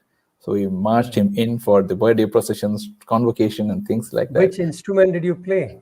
I played the trumpet, and he played the drum. Yeah. I too played trumpet. That's what's okay. Fantastic. Great. So we have something common. I'm blessed. Yeah. This was again the year 2003, as you can see, the Sankranti day, 2003, as the Institute representative. Yes, shield for the campus, Brindavan campus, representative. Campus. Yes, for the Brindavan campus. And these are those wonderful memories. This is Kodaikanal 2007. And this photograph, brother, let us pause here for a second. And I like that photograph so much because you cannot see Swami in this photograph. But if you look at all the faces, you can see his reflection. You can see every face is so happy, smiling. You can see the emotions around. There is not a better definition of that Virata Swarupa. He reflects through every being. And this photograph is one of my most favorite photographs, wherein you can see his reflection on every face there around. And I cherish this photograph a lot. Yeah. It's beautiful. Yeah. It's beautiful. No doubt about it. So you have been speaker in different occasions, I believe. Yeah. This was his blessing that, the voice that he gave, he put to use in a proper way, in that way. And he gave that opportunity to be in his presence, give talks during Dashara, Veda Purusha Sapta Gyani Yajna, Vice Chancellor's Conference, at various occasions. He gave that wonderful opportunity. Jagdish, if I may recall, I'm just remembering, Bhagavan had asked some of you, I don't know whether he's asked or he made a statement that, will you talk about me in the future or something like that? Yes, brother. This is a very emotional moment. It was in Chennai, and the context was that when Swami took 10 of us along with him to Chennai, he made all of us speak. The one person who didn't give a talk then was Professor Anil Kumar, because he's the translator officially, and he didn't give a talk. Swami asked him, Anil Kumar, you haven't spoken this time. You missed out. And literally Swami telling that is like, you missed out. You didn't get a chance to talk. And then Anil Kumar sir is a fantastic, he's an amazing person in himself, personality in himself, a lot to learn. And he said, Swami, I have spoken to these boys. That is enough. And they will speak in turn. So the ultimate aim of my speaking is to communicate about you. I keep talking to these boys about you. These boys will go and talk wherever they go. And as destiny would have it, or as the design of that particular occasion was that we were 5 of us, each one belonging to one corner of India, the north, south, east, west, and center. And he said, Swami, you look, this boy is from Mumbai, this fellow is from Delhi, this fellow is from central India, this fellow is from south, this fellow is from west. Each one will literally talk about you in all these places. And then Swami said, Auna, matlartara, will they talk about me? And then Professor Anil Kumar, in his beautiful way, oh Swami, yes Swami, they will talk. And then Swami turned to each one of us, will you talk about me when the time comes? Yes Swami. So literally we literally held his hand. Each one he asked, will you talk? Will you talk? And even till today, brother, when I get this chance to talk about him, somewhere in some inner recess of the heart, that statement resonates. Will you talk about me? And I say, yes, Swami, I will talk. And that's one of the most beautiful. Because he never asked. He never asked. 10 years with him, never asked for a thing. And if this is the greatest blessing for me in my life, I guess. Beautiful, beautiful memory. So these are your 4 of you speaking in different languages. There is a story behind this photograph, brother, and I would want to share this. So this was for the Vice Chancellor's Conference in the year 2005, I guess. And 4 of us, that is Ranganath Raju, who spoke in Telugu. Behind him is me. I spoke in Hindi. Then there is Shashank Shah. He spoke in English. And then there is Brother Jagannathan, who spoke in Sanskrit. So the Vice Chancellor had come and we were asked to give a talk. And Swami literally, it was wonderful interaction. He called us for lunch inside. He gave us lunch and, he treated a royal treatment. That day when we gave our talk, and Swami, we wanted to ask Swami for a photograph and we didn't have the courage to ask him. So Swami came to us and said, okay, let's have a photograph. So we basically all 4 of us latched on and literally held Swami, and Swami gave such a beautiful pose. And he called those camera persons to click. You wouldn't believe there were a battery of shots. And then Swami said, once more, please. And so this is what Swami said. And a few more people joined, and then they clicked all of that. And then me and Ranganath, we were there and we said, Swami, are you happy with our talk? Are you happy? And then Swami said, Chala happy ra, chala santosham. I'm very happy. I said, Swami, all our effort is just to make you happy. If you are happy, there's nothing that we want in life. And then Swami said, I am always happy. I am there with you. So he was holding our hands and he told, near the music college, standing under the lamppost, when you were trying to formulate your speech and trying to figure out which episode to share in front of everyone so that Swami feels happy, I was there with you. Imagine, so we both were actually at two different ends of the music college. We were standing under the lamppost and preparing our talk. And he says, I was there with you. When you were thinking in your mind as to, should I quote this experience or that? Will Swami like this or that? I was present in that choice. I was there with you even then when you're going through the choices. And then Swami, he just holds our hands a little tighter and says, even now, I'm with you. It was such a beautiful message. There is no moment devoid of him. There is absolutely no moment. Even in this, it's just that we cannot realize that even in the faintest recesses of our heart and mind, the decisions that we are trying to take, there is his prompting.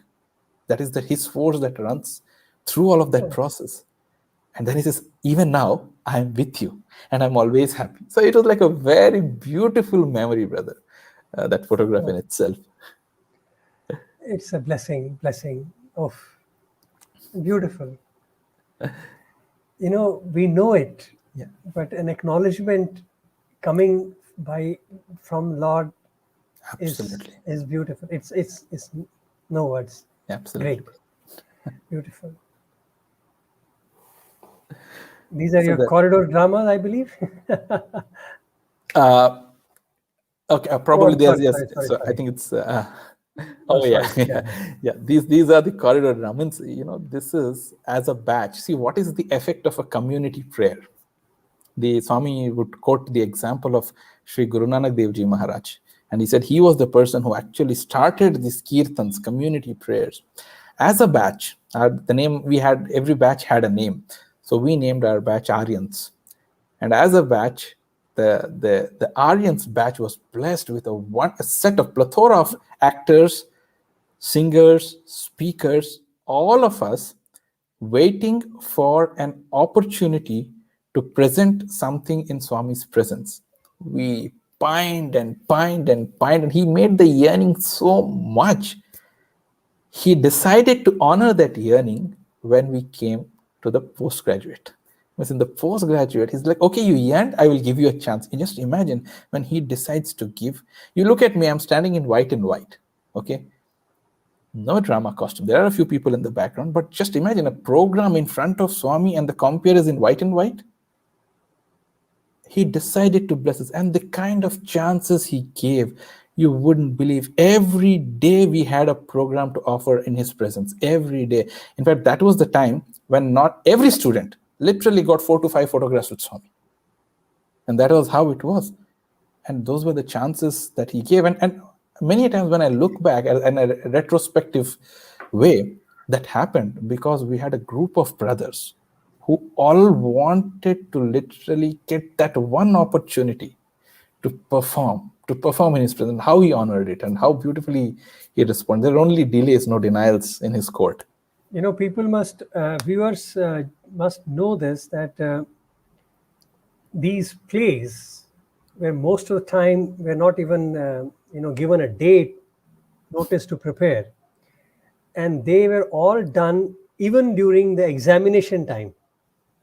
So if people are wondering about it, like does Swami has any distinction, he really prepares you to handle life in the most strenuous situations at that time.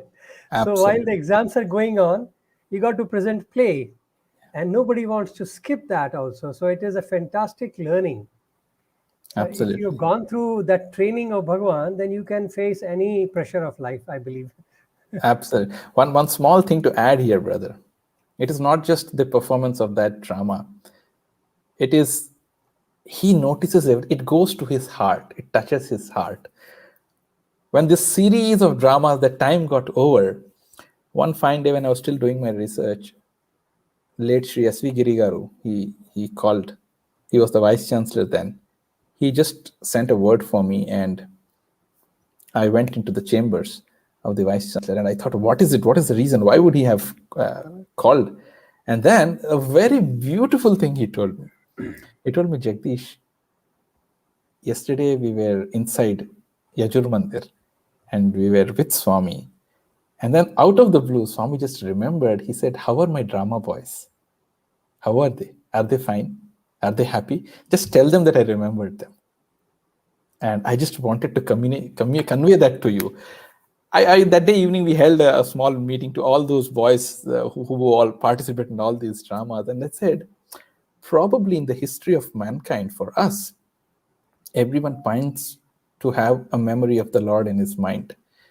But if in some way, because of some stroke of luck or grace of God, if you end up becoming a memory in his mind, there is nothing more to be achieved. If Swami says, I remember them, I'm missing those dramas, tell them that I've asked for them, or I remember them, I think there's nothing more to be asked for in life. I think that is beautiful. Yeah. Beautiful. I don't think there can be any better blessing than this. Such a beauty. I recall even the dance boy had got such compliment from Swami. He said, when I feel I want to relax, I call my boys to show me a dance. Absolutely, brother. And something like that. I'm not sure exactly the words, but it was in the same thought that Bhagavan remembers that these children are performing for me. And absolutely, he remembers everyone. Absolutely, brother. Beautiful. Let's take it forward. Okay. So this was a drama. So every picture has a story, brother, here. And the interesting part is you can see Swami sitting right at the center and facing. And here is Mr. Vishwanath Pandit, sir. Professor yes. Vishwanath Pandit and Yes. Mr. Sri Giri and and Mr. Chakravarti. Mr. Chakravarti. Mr. Chakravarti. Yeah. Yes. They're sitting here. And that was the drama for which a very important dignitary was to visit Prashanthi Nilayam. At a later point in time, the whole world knows that it was Sri Ratan Tata who had visited. Swami asked us that in his honor, we put up a cultural program, and the notice given was 72 hours. You can think of a convocation drama. We prepared it for a month, right? Or 45 days. And here, 72 hours. And Swami said, okay, I have to put up a drama. And we were like, Swami tells in the morning, by afternoon we conceptualize, by evening we are writing, that night we go for recording, next day we're sitting and editing the dialogues in the studio. The dialogue CD is not yet ready, and Swami sends a message, I'm coming for the rehearsal. The actors don't even know what their dialogues are. And Swami says, I'm coming to see. And so many times it happened that we prayed to Swami. It would sometimes fructify, it would sometimes not fructify. Sometimes you have to perform the action, absolutely surrendering to Swami. But here is a chance where we are not able to receive that much of grace, so much of love. The dialogues, people don't even know. Swami says, I want to see the rehearsal. And before the drama began, we faced on the backstage towards Swami and prayed, Swami, forgive us. In your presence, we are performing a rehearsal wherein half of the actors don't even know their dialogues. Please, we know our actions, but we are not lip-synced it. And we did that. And he so beautifully watched, and the end of it, we prayed to Swami. Requested Warden, Dr. Shiv Shankar Sai, to pray to Swami to christen the drama, give the drama a name. And as Swami was going into the car, this chair was going into the car, he uttered something, some 2 syllables. And as he was talking a bit feebly. Swami was talking a bit feebly as well. And Professor Shiv Shankar Sai heard it as Brahmarpanam. So so he was also equally puzzled. Brahmarpanam, okay, Swami, but if you have willed it, Brahmarpanam, so be it. Okay, Swami, Brahmarpanam, he was thinking. And then Swami, he read his sleep movement also, and probably what is going on in his mind. He lowered the window. He said, it's not Brahmarpanam, it is Premarpitam. Then that was such a beautiful name. Premarpitam is of an offering unto love. An offering of love. So the name of the drama was Premarpitam. And it was such a beautiful opportunity, an amazing opportunity. But every offering unto love. Love. Wow, and each picture like that has a story, brother. So we might run out of time. Yes. This is your backstage. Yeah, you're yet to share it, I guess. Oh, I'm sorry.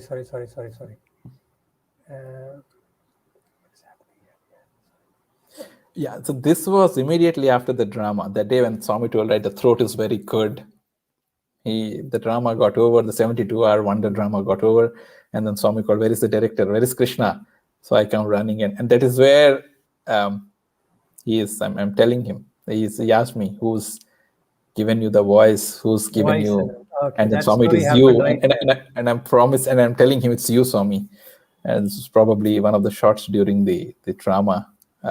In between the drama, somebody took that shot. I want This to is a, highlight this, that even for a college drama, Bhagavan never compromised. never. He has never taught a chalta hai kind of a attitude. Absolutely. So there was always a perfection in everything, every time. So Yeah. in fact, in earlier times, he would in fact invite the professionals to do the makeup and costumes. And later on, I think by your time, you all had become professionals. So you can see Yes. the whole getup which you have, Yeah. the whole costume is so beautiful. All locally produced in Puttaparthi. So Puttaparthi Productions, let me put it in that way. So everything was Puttaparthi production. In fact, just to that previous photograph, brother, if you can see, Swami is a bit emotional here. And Yes. the reason of his emotion, that was the drama in which the last scene was in the Kaurava court of Hastinapura, when Krishna tries to advise Duryodhana that give the Pandavas at least 5 villages and they'll be happy, there'll be no war. Swami, when he was telling me, he was almost breaking down. He said, how much I tried to avoid the war. ఎంత చెప్పేనరా దుర్యోధనుడికి వినలేదు, దుర్మార్గుడు వినలేదు, he said. He didn't listen to me. It's like, oh my God, seeing Swami, we all were becoming emotional.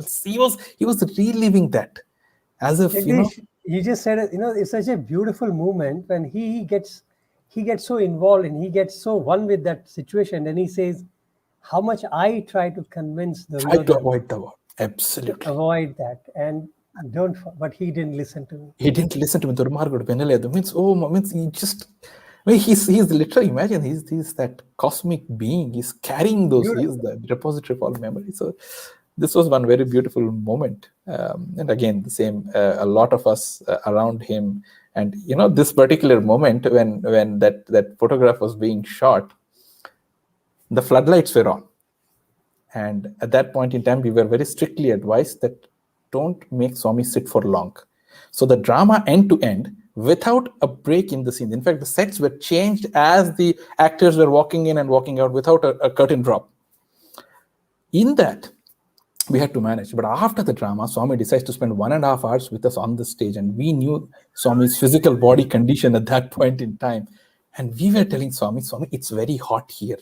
Please go and sit there, or please take rest. And Swami is telling us, sitting amidst you all, I'm feeling so cool. I'm feeling so much. You can see that light on Swami's face, and we're telling Swami, please go. Please take rest. It must be too hot for you. He said, sitting amidst you all, I'm feeling so happy and so cool. Chala challaga anandanga undi, he said. I'm very happy. And then nevertheless, we turned the lights off so that Swami can sit peacefully, got a few fans so that things are cool around him. But he really means that love bond between him and the students is something which cannot be fathomed easily, brother. I think beautiful. When somebody had asked long back about, why does Swami cry? Yeah. Because we have seen him in the last phase of his life, a physical body. He used to openly cry, and you could see him weeping. And what answer I got was, there's a sign of karuna, absolutely. and a sign of fulfillment. Unfortunately, English word is very different to translate that emotion. Yeah. It is actually mixture of vatsalya, which is motherly love. Exactly. Compassion. So vatsalya and compassion with the culmination of avatarhood. Absolutely. So it is like when you see your child grow into a good being. Yeah. And there is a satisfaction in the eyes of the parent that now I have done my bit. Right. My child has grown very well. Right. And that is what you would experience Bhagavan in his last years of his physical sojourn. Absolutely. When he was only enjoying what he had done. Absolutely. And absolutely, brother. Very beautifully put. That vatsalya, that karuna on his eyes, was amazing to watch. That's beautiful. Absolutely.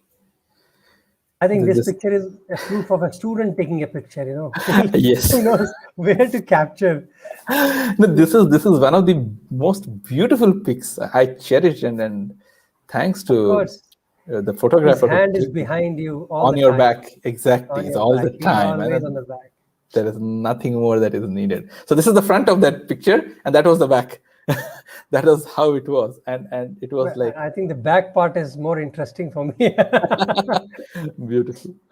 Yeah, this was the first time we got a chance to put a drama on the Independence Day, and Swami named the drama as From Independence to Swaraj. And when we said Swami Swaraj, Swami said not Swaraj, Swaraj. So he put that Aki Matra, two A's. It's Swaraj is the rule of the self. And it is very interesting. Swami called us for an interview, me and brother Arvind. We both were there as a part of the drama that the previous day morning. And this drama was live, by the way. This was one drama which was live. And one of the reasons, you can see the mics next to the ear, the side mics, and the wire going from behind. The interesting part was Swami told us a lot about our independence, our struggle, what actually Swaraj means. And these were some amazing insights Swami gave, and you wouldn't believe that Swami was asking me, "Are you telling this in your talk, in your drama tomorrow?" And we would say, "No, Swami. No, you should tell this." So he said, "Okay, Swami." So basically, dialogues were being created by the Lord inside the interview room. And Jagdish, next if you day, don't mind, yeah, for the sure. audience, if you can tell us a little bit about what did Bhagavan say about swarajya? So one of the most important thing among the whole discussion, what Swami said, it began like this. Okay, let me tell you the starting of it. We were entering into the interview room. The vice chancellor had called us in, and we were entering into the interview room, and with a feeling that we are going to tell the Swami the plot of the drama. We're going to tell the Swami the plot. So he said, "Yes, Swami." And then we enter, and then Swami looks at each one of us. "So you are the grandfather?" I said, "Yes, Swami." "Okay, there is a grandson." "Yes, Swami." "So he wants to go out abroad?" "Yes, Swami." "So there is Bhagat Singh, Lala Lajpat Rai, Netaji Subhash Chandra Bose in the drama, and it's a family drama, but interwoven with these things, the freedom struggle." "Yes, Swami." So basically, he covered the whole drama, and what we went to do inside was, "Yes, Swami. Yes, Swami." In 5 minutes, he summarized the drama for us. That was one part of it. After that, he started telling us one of the most beautiful things. He said, "The essence of swarajya is the rule of the self. More importantly, it epitomizes your own understanding of the what you call the principle of Atman within. And how does that originate? Through the Jagdish, practice of once human again, values." Sure. just a second. I want to let the international viewers understand the word swarajya is used as an independence. Yeah. Like somebody is ruling us and we want to Rule ourselves. rule Yeah. ourselves. So Yeah. that is swarajya. That is a literal meaning of swarajya is independence from external forces or rulers. Rulers. So because India was going through that phase in which it was ruled by various people and then ultimately the British, and this is the fight of independence. So in Sanskrit it is called swarajya. Yeah. Now Bhagwan gives a new spin to that, and that's what Jagdish, please carry. Yeah. So he said, first of all, he said it's not swarajya, it is swarajya. Some said swarajya. And then he said the basis of that is human values. And then Swami said, Bharat is not a piece of land. Bharat is a concept. And very beautifully, Swami said, any person who practices human values is a Bharatiya. So it has to do nothing with citizenship. It has got nothing with nationality. It's a very encompassing concept of the Sanatana Dharma which Swami talked about. He said, any person, no matter which part of the world he lives, if he practices human values, he is a Bharatiya, and the piece of land where he resides is Bharat. At the same time, if you are a citizen of India, you live in India, but you don't have your adherence to righteousness towards the human values, you are not a Bharatiya. Absolutely, very categorically, Swami made the definition clear what it is to be a Bharatiya. And most going ahead, we had a very interesting, there were some scenes which showed the violence, the gallows scene of Bhagat Singh, then the sort of Jallianwala Bagh sort of scene, which had a lot of violence, and the authorities were absolutely right. The vice chancellor, the wardens, in their own, expectation to see in front of Swami, we shouldn't put up these scenes, especially towards when other devotees are seeing. But it was like if you remove these scenes, the drama had to build up. You had to give a context for that emotion to build up, and then the drama literally does justice from there on. By removing these scenes, the context was taken out. So it was like, you had a drama which was like a sort of lopsided. It had two wheels missing, a cart with two wheels missing, and we didn't know what to do. And when Swami called Arvind and myself into the interview room, we sort of, with a great trepidation, we thought of taking some liberty and ask Swami, the vice chancellor is standing right there, you literally, and he's the chancellor, no doubt, he's the chancellor. If at all anyone could veto him, it is only Swami. And I looked to Swami and said, Swami, this scene, Swami. So you should put it. Swami, is it okay? No, people should know what happened. You should put it. And he put it. The Jallianwala Bagh scene, yes, put it. People should know what sacrifices our forefathers made for us. I said, yes, Swami. Then there was one more interesting thing. We all wanted the entire assembly, or all those sitting in Kulwant Hall, to sing Jana Gana Mana. And the Vice Chancellor was again absolutely right in saying that, see, there are people of different nationalities. So you should not hurt their sentiments. But that is when, with Swami's this definition of Bharatiya and adherence to human values and swarajya, you basically remove that concept that, it has got nothing to do with citizenship. And then Swami gave a definition of Jana Gana Mana. He said, do you know the meaning of Jana Gana Mana? Swami asked us. I said, Swami, no, Swami, you have to tell us. He said, Jana Gana Mana is not merely a national anthem. It's a prayer to the Lord, the ruler of the minds and hearts of the people. Jana Gana Mana Adinayaka. Who is he? Bharata Bhagya Vidhata. So this is a prayer unto the Lord. And then Swami said, every man has the right to pray. So everyone will sing. Don't worry, you all do it. You wouldn't believe that. When we were giving the dialogue, the funny part was that my co-actor, who until yesterday had practiced one set of dialogues, and now in the interview room, Swami added another 30-40 dialogues to me. He's like waiting. He has to emote. And he is like, this fellow is not stopping. He's continuing dialogues after dialogues. After the scene, he literally wanted to slap me. What's wrong with you? Why are you speaking so many things? I said, I just cannot help it. Just in the morning, Swami added these dialogues into it. And he told me that I had to tell it.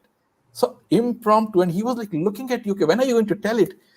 The meaning of Jana Gana Mana, the way we ended it. So each of that. And this drama was basically, and Swami was extremely pleased and happy with the performance of this drama. In fact, to some extent, that for that particular drama, Swami actually created one after another 4 rings for the actors of the drama, and that became very resonant because that was the time the Lord of the Rings also started, the trilogy or something like that. So it resonated very well at that point in time that we had this great blessing from Bhagavan. Nice. Thanks for remembering this beautiful occasion with Lord. Yeah. Okay, let's see more. This is your Delhi trip, I presume. This is the trip with Bhagavan to Delhi, yeah.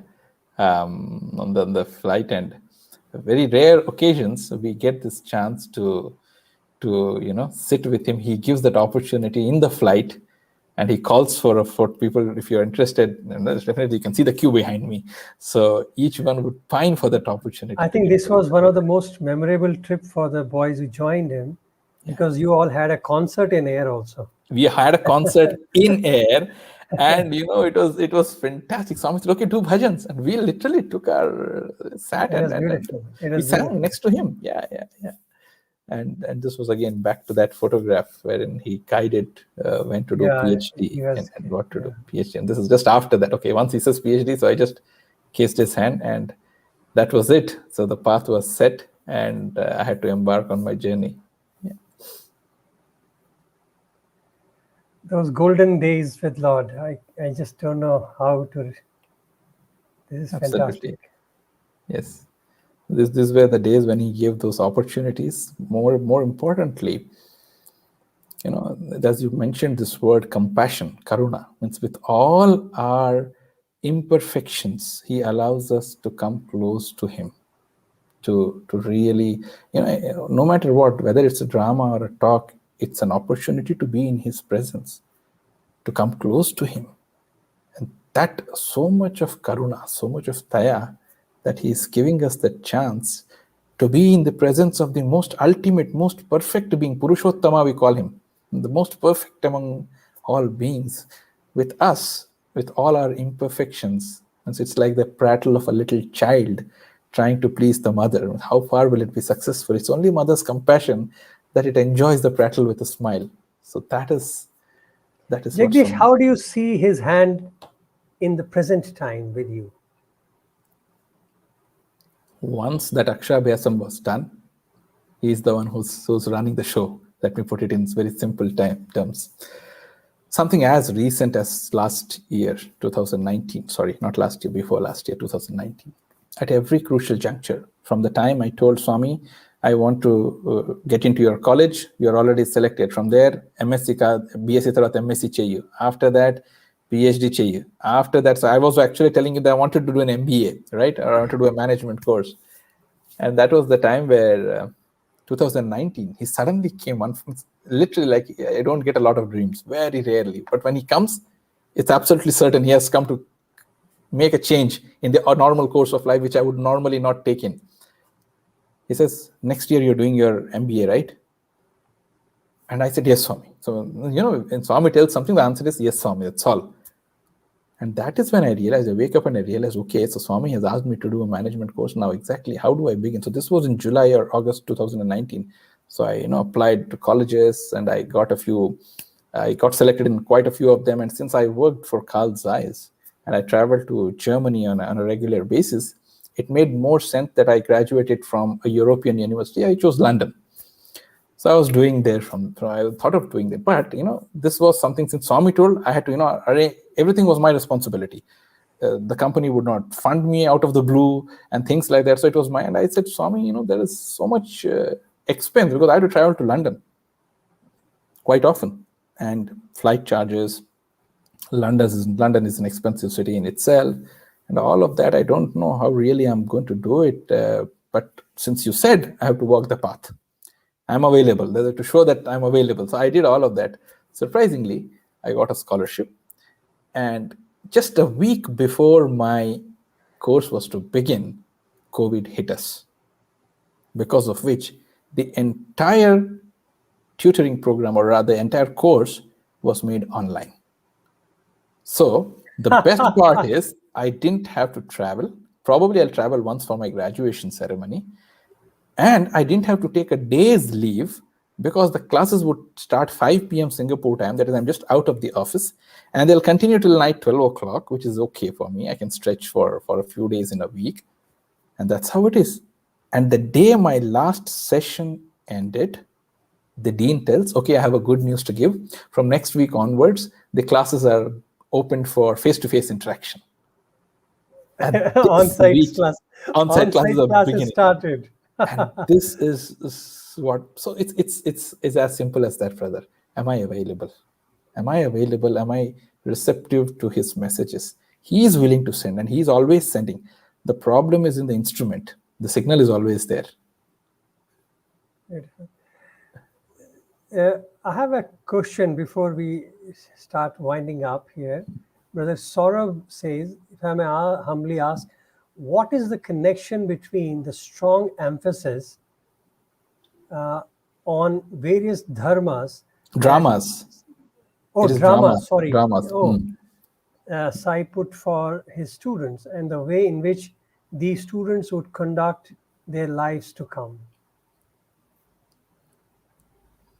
Wow. There were two folds, brother. You are more experienced than me, Abhimanyu, brother. So you are more eligible to answer that question than I am. But in my humble ignorance, let me just add in a two cents of what I think. Though at a very outward level, it appears that he was asking us to perform drama in front of a larger audience. On one side, it may seem And it's also apt to understand it that way, that he is showcasing the students' abilities, that these are not just the boys who are academic or know only bhajan and shastras. They also do dramatics, they can do paragliding, they can do daredevilry stunts, they're also good scientists and all of that. On the other side, let me tell you from behind the stage, for each one of us who are a part of those dramas, tremendous amount of learning happened backstage. Means we can imagine we read some Mahabharata written by some 7 authors, apart from Veda Vyasa, read the entire Satyasai Speaks, read Gita Vahini, what Swami told, what Dharma Vahini, what Swami has explained Dharma as, why Lord Krishna told Duryodhana so and so. It did a lot of inner churning for us. So, though at an external level, it appears that Swami is showcasing the students' capabilities, that's one part. But for each one of us, it had a different connotation. It was an opportunity given to us to do that swadhyaya, to understand. And I felt deep down within, it could be wrong, I felt that what made him happy was the fact that we made an attempt to understand all of these. And that learning stays with us. The drama ended. Within 1 hour, the drama ended. In a month's time, the drama ended. But what we learned for the drama, when we started writing the dialogues, what Krishna said, what Bhishma said, it made us go deeper. It made us understand why they did. If we had to put up a drama on Buddha, we literally had to study the life of Buddha. Only then we could understand the context in which it is to be put and what needs to be done. So that was the learning for us, and probably an indication to imbibe those learnings into our lives. Beautiful. Because Swami has used, if I may talk from academic perspective, we talked today about learning through play.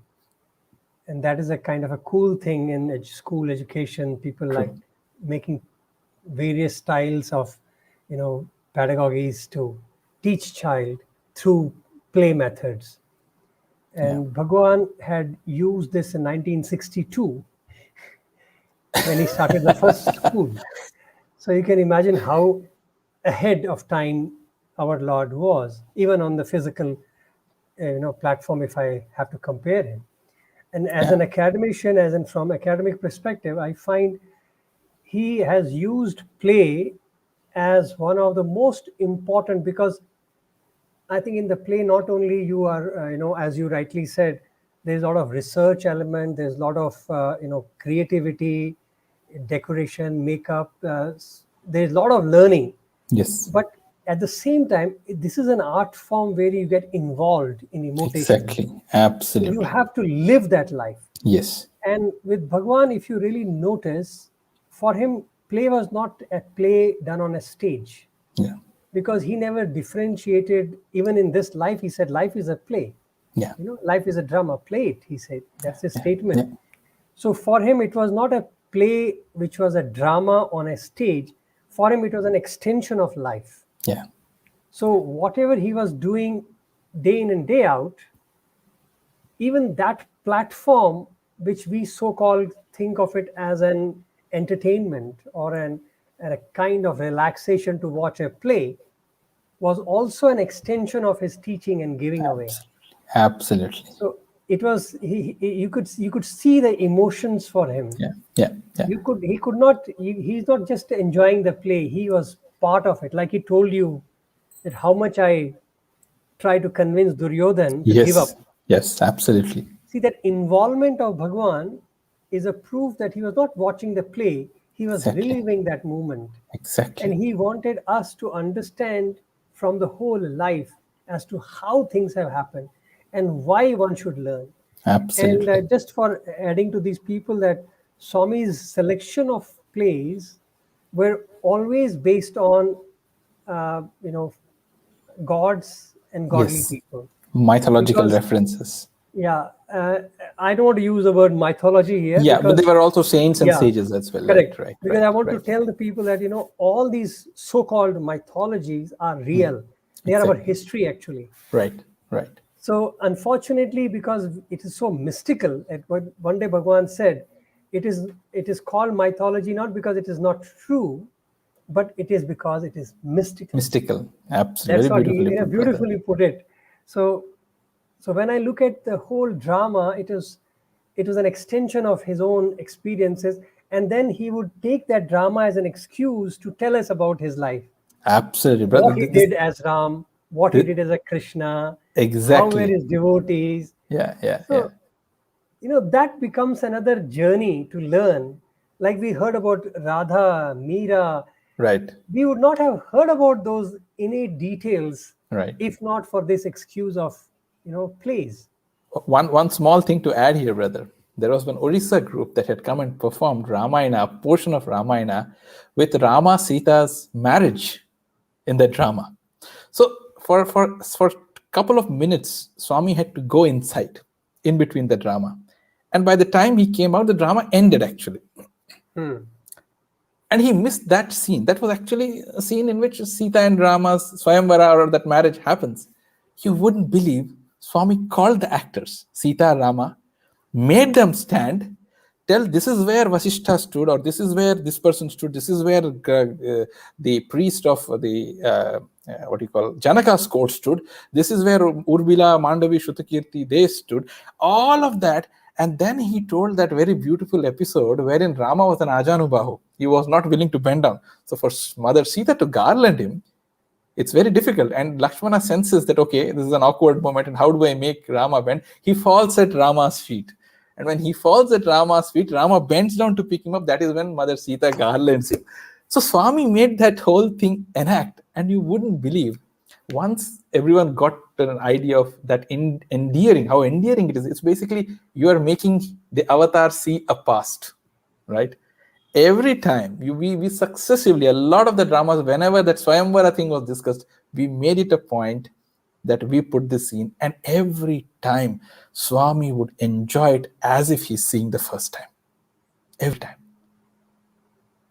That Nitya Nutana, what he tells, right? So yeah, that is a very beautiful aspect. There is so much to learn, no doubt about it. But it is such a joy, when he starts recalling it, it is phenomenal. Absolutely. One day somebody, I would say foolishly, asked Swami, this is not written anywhere. And Swami said, he can write only what I tell him to write. Right. But I can tell you exactly what happened. What happened exactly. Very, very beautiful. Who can tell you better story of Better Rama than him. Rama himself? Absolutely. In fact, just to add to that, one more element of that question, brother. Why dramas? Why these extracurricular cultural activities? Today, the research tells about the right brain and the left brain. And your preparedness, how does a person become very good? He's creative. When you have, some people are right brain dominated, very calculative, very logical. Some people are left brain dominated, extremely creative, arts, and those things. Swami made sure that that balance is maintained. And more importantly, he made sure that in this whole process, he would never allow you to settle down. So basically, suppose today I'm working in the semiconductor chip manufacturing industry. Nobody does that. Nobody teaches that in the college. You're not all that they see is your brain fertile enough to pick something new? And how does that happen? Is you constantly train the brain to pick something new. So you make it so, and if you see Swami's philosophy of rest in the institute days was change of work. He would never allow you to settle down. He will constantly make you learn, pick up new things, do new things. Okay, you're tired doing this, do that. Means you get into the education academic calendar of 2 weeks later, you have Ganesh Chaturthi. And then after that, you have one after another till Christmas, Deepavali, Buddha Purnima. The celebrations never stopped. You had to constantly be on the move.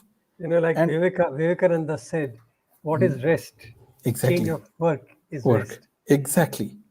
And that out of 1008 names of Swami, one of the names is Om Shri Sai Kolahala Priyaya Namaha.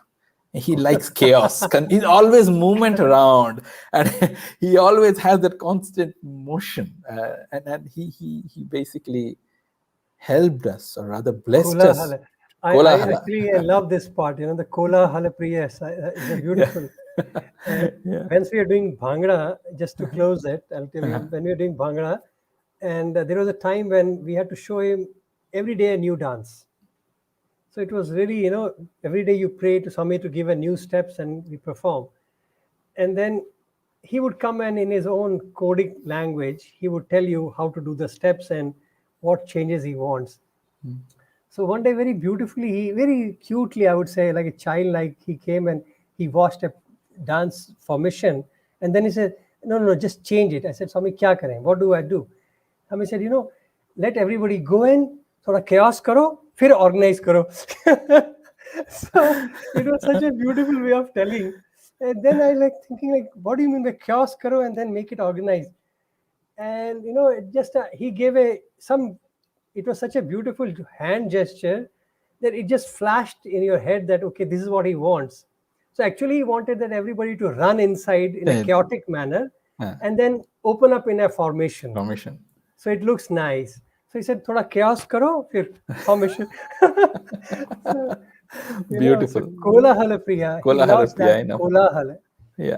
And then he will make, from Kolahal, he will make it into a symphony Masterpiece. of a dance Yes. of life. Beautiful. Absolutely. So, Brother Jagdish, thank you so much. I am grateful to Bhagavan for this another beautiful evening. And thank you for sharing such precious memories from your journey of life. And I can be only grateful to you and Bhagavan. So thank you so much. Brother, it's an honor. It's a privilege. More importantly, this is the least that I can do, given the fact that he has showered so much, and there is nothing more. We never given him anything in that way, and we are not capable of giving him anything. But if we can share that sweetness that Swami is through our limited knowledge and experiences, I think I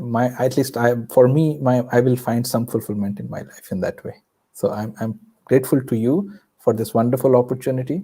Grateful to all the other participants and listeners that they joined and made this session such a wonderful one. And I pray to Swami that he showers his blessings on all of us. Sairam. I'm actually grateful to all the viewers also for being such an active and participating people. So thank you all for your inputs, for your questions, and for your involvement. May Swami bless all. Thank you so much. Sairam.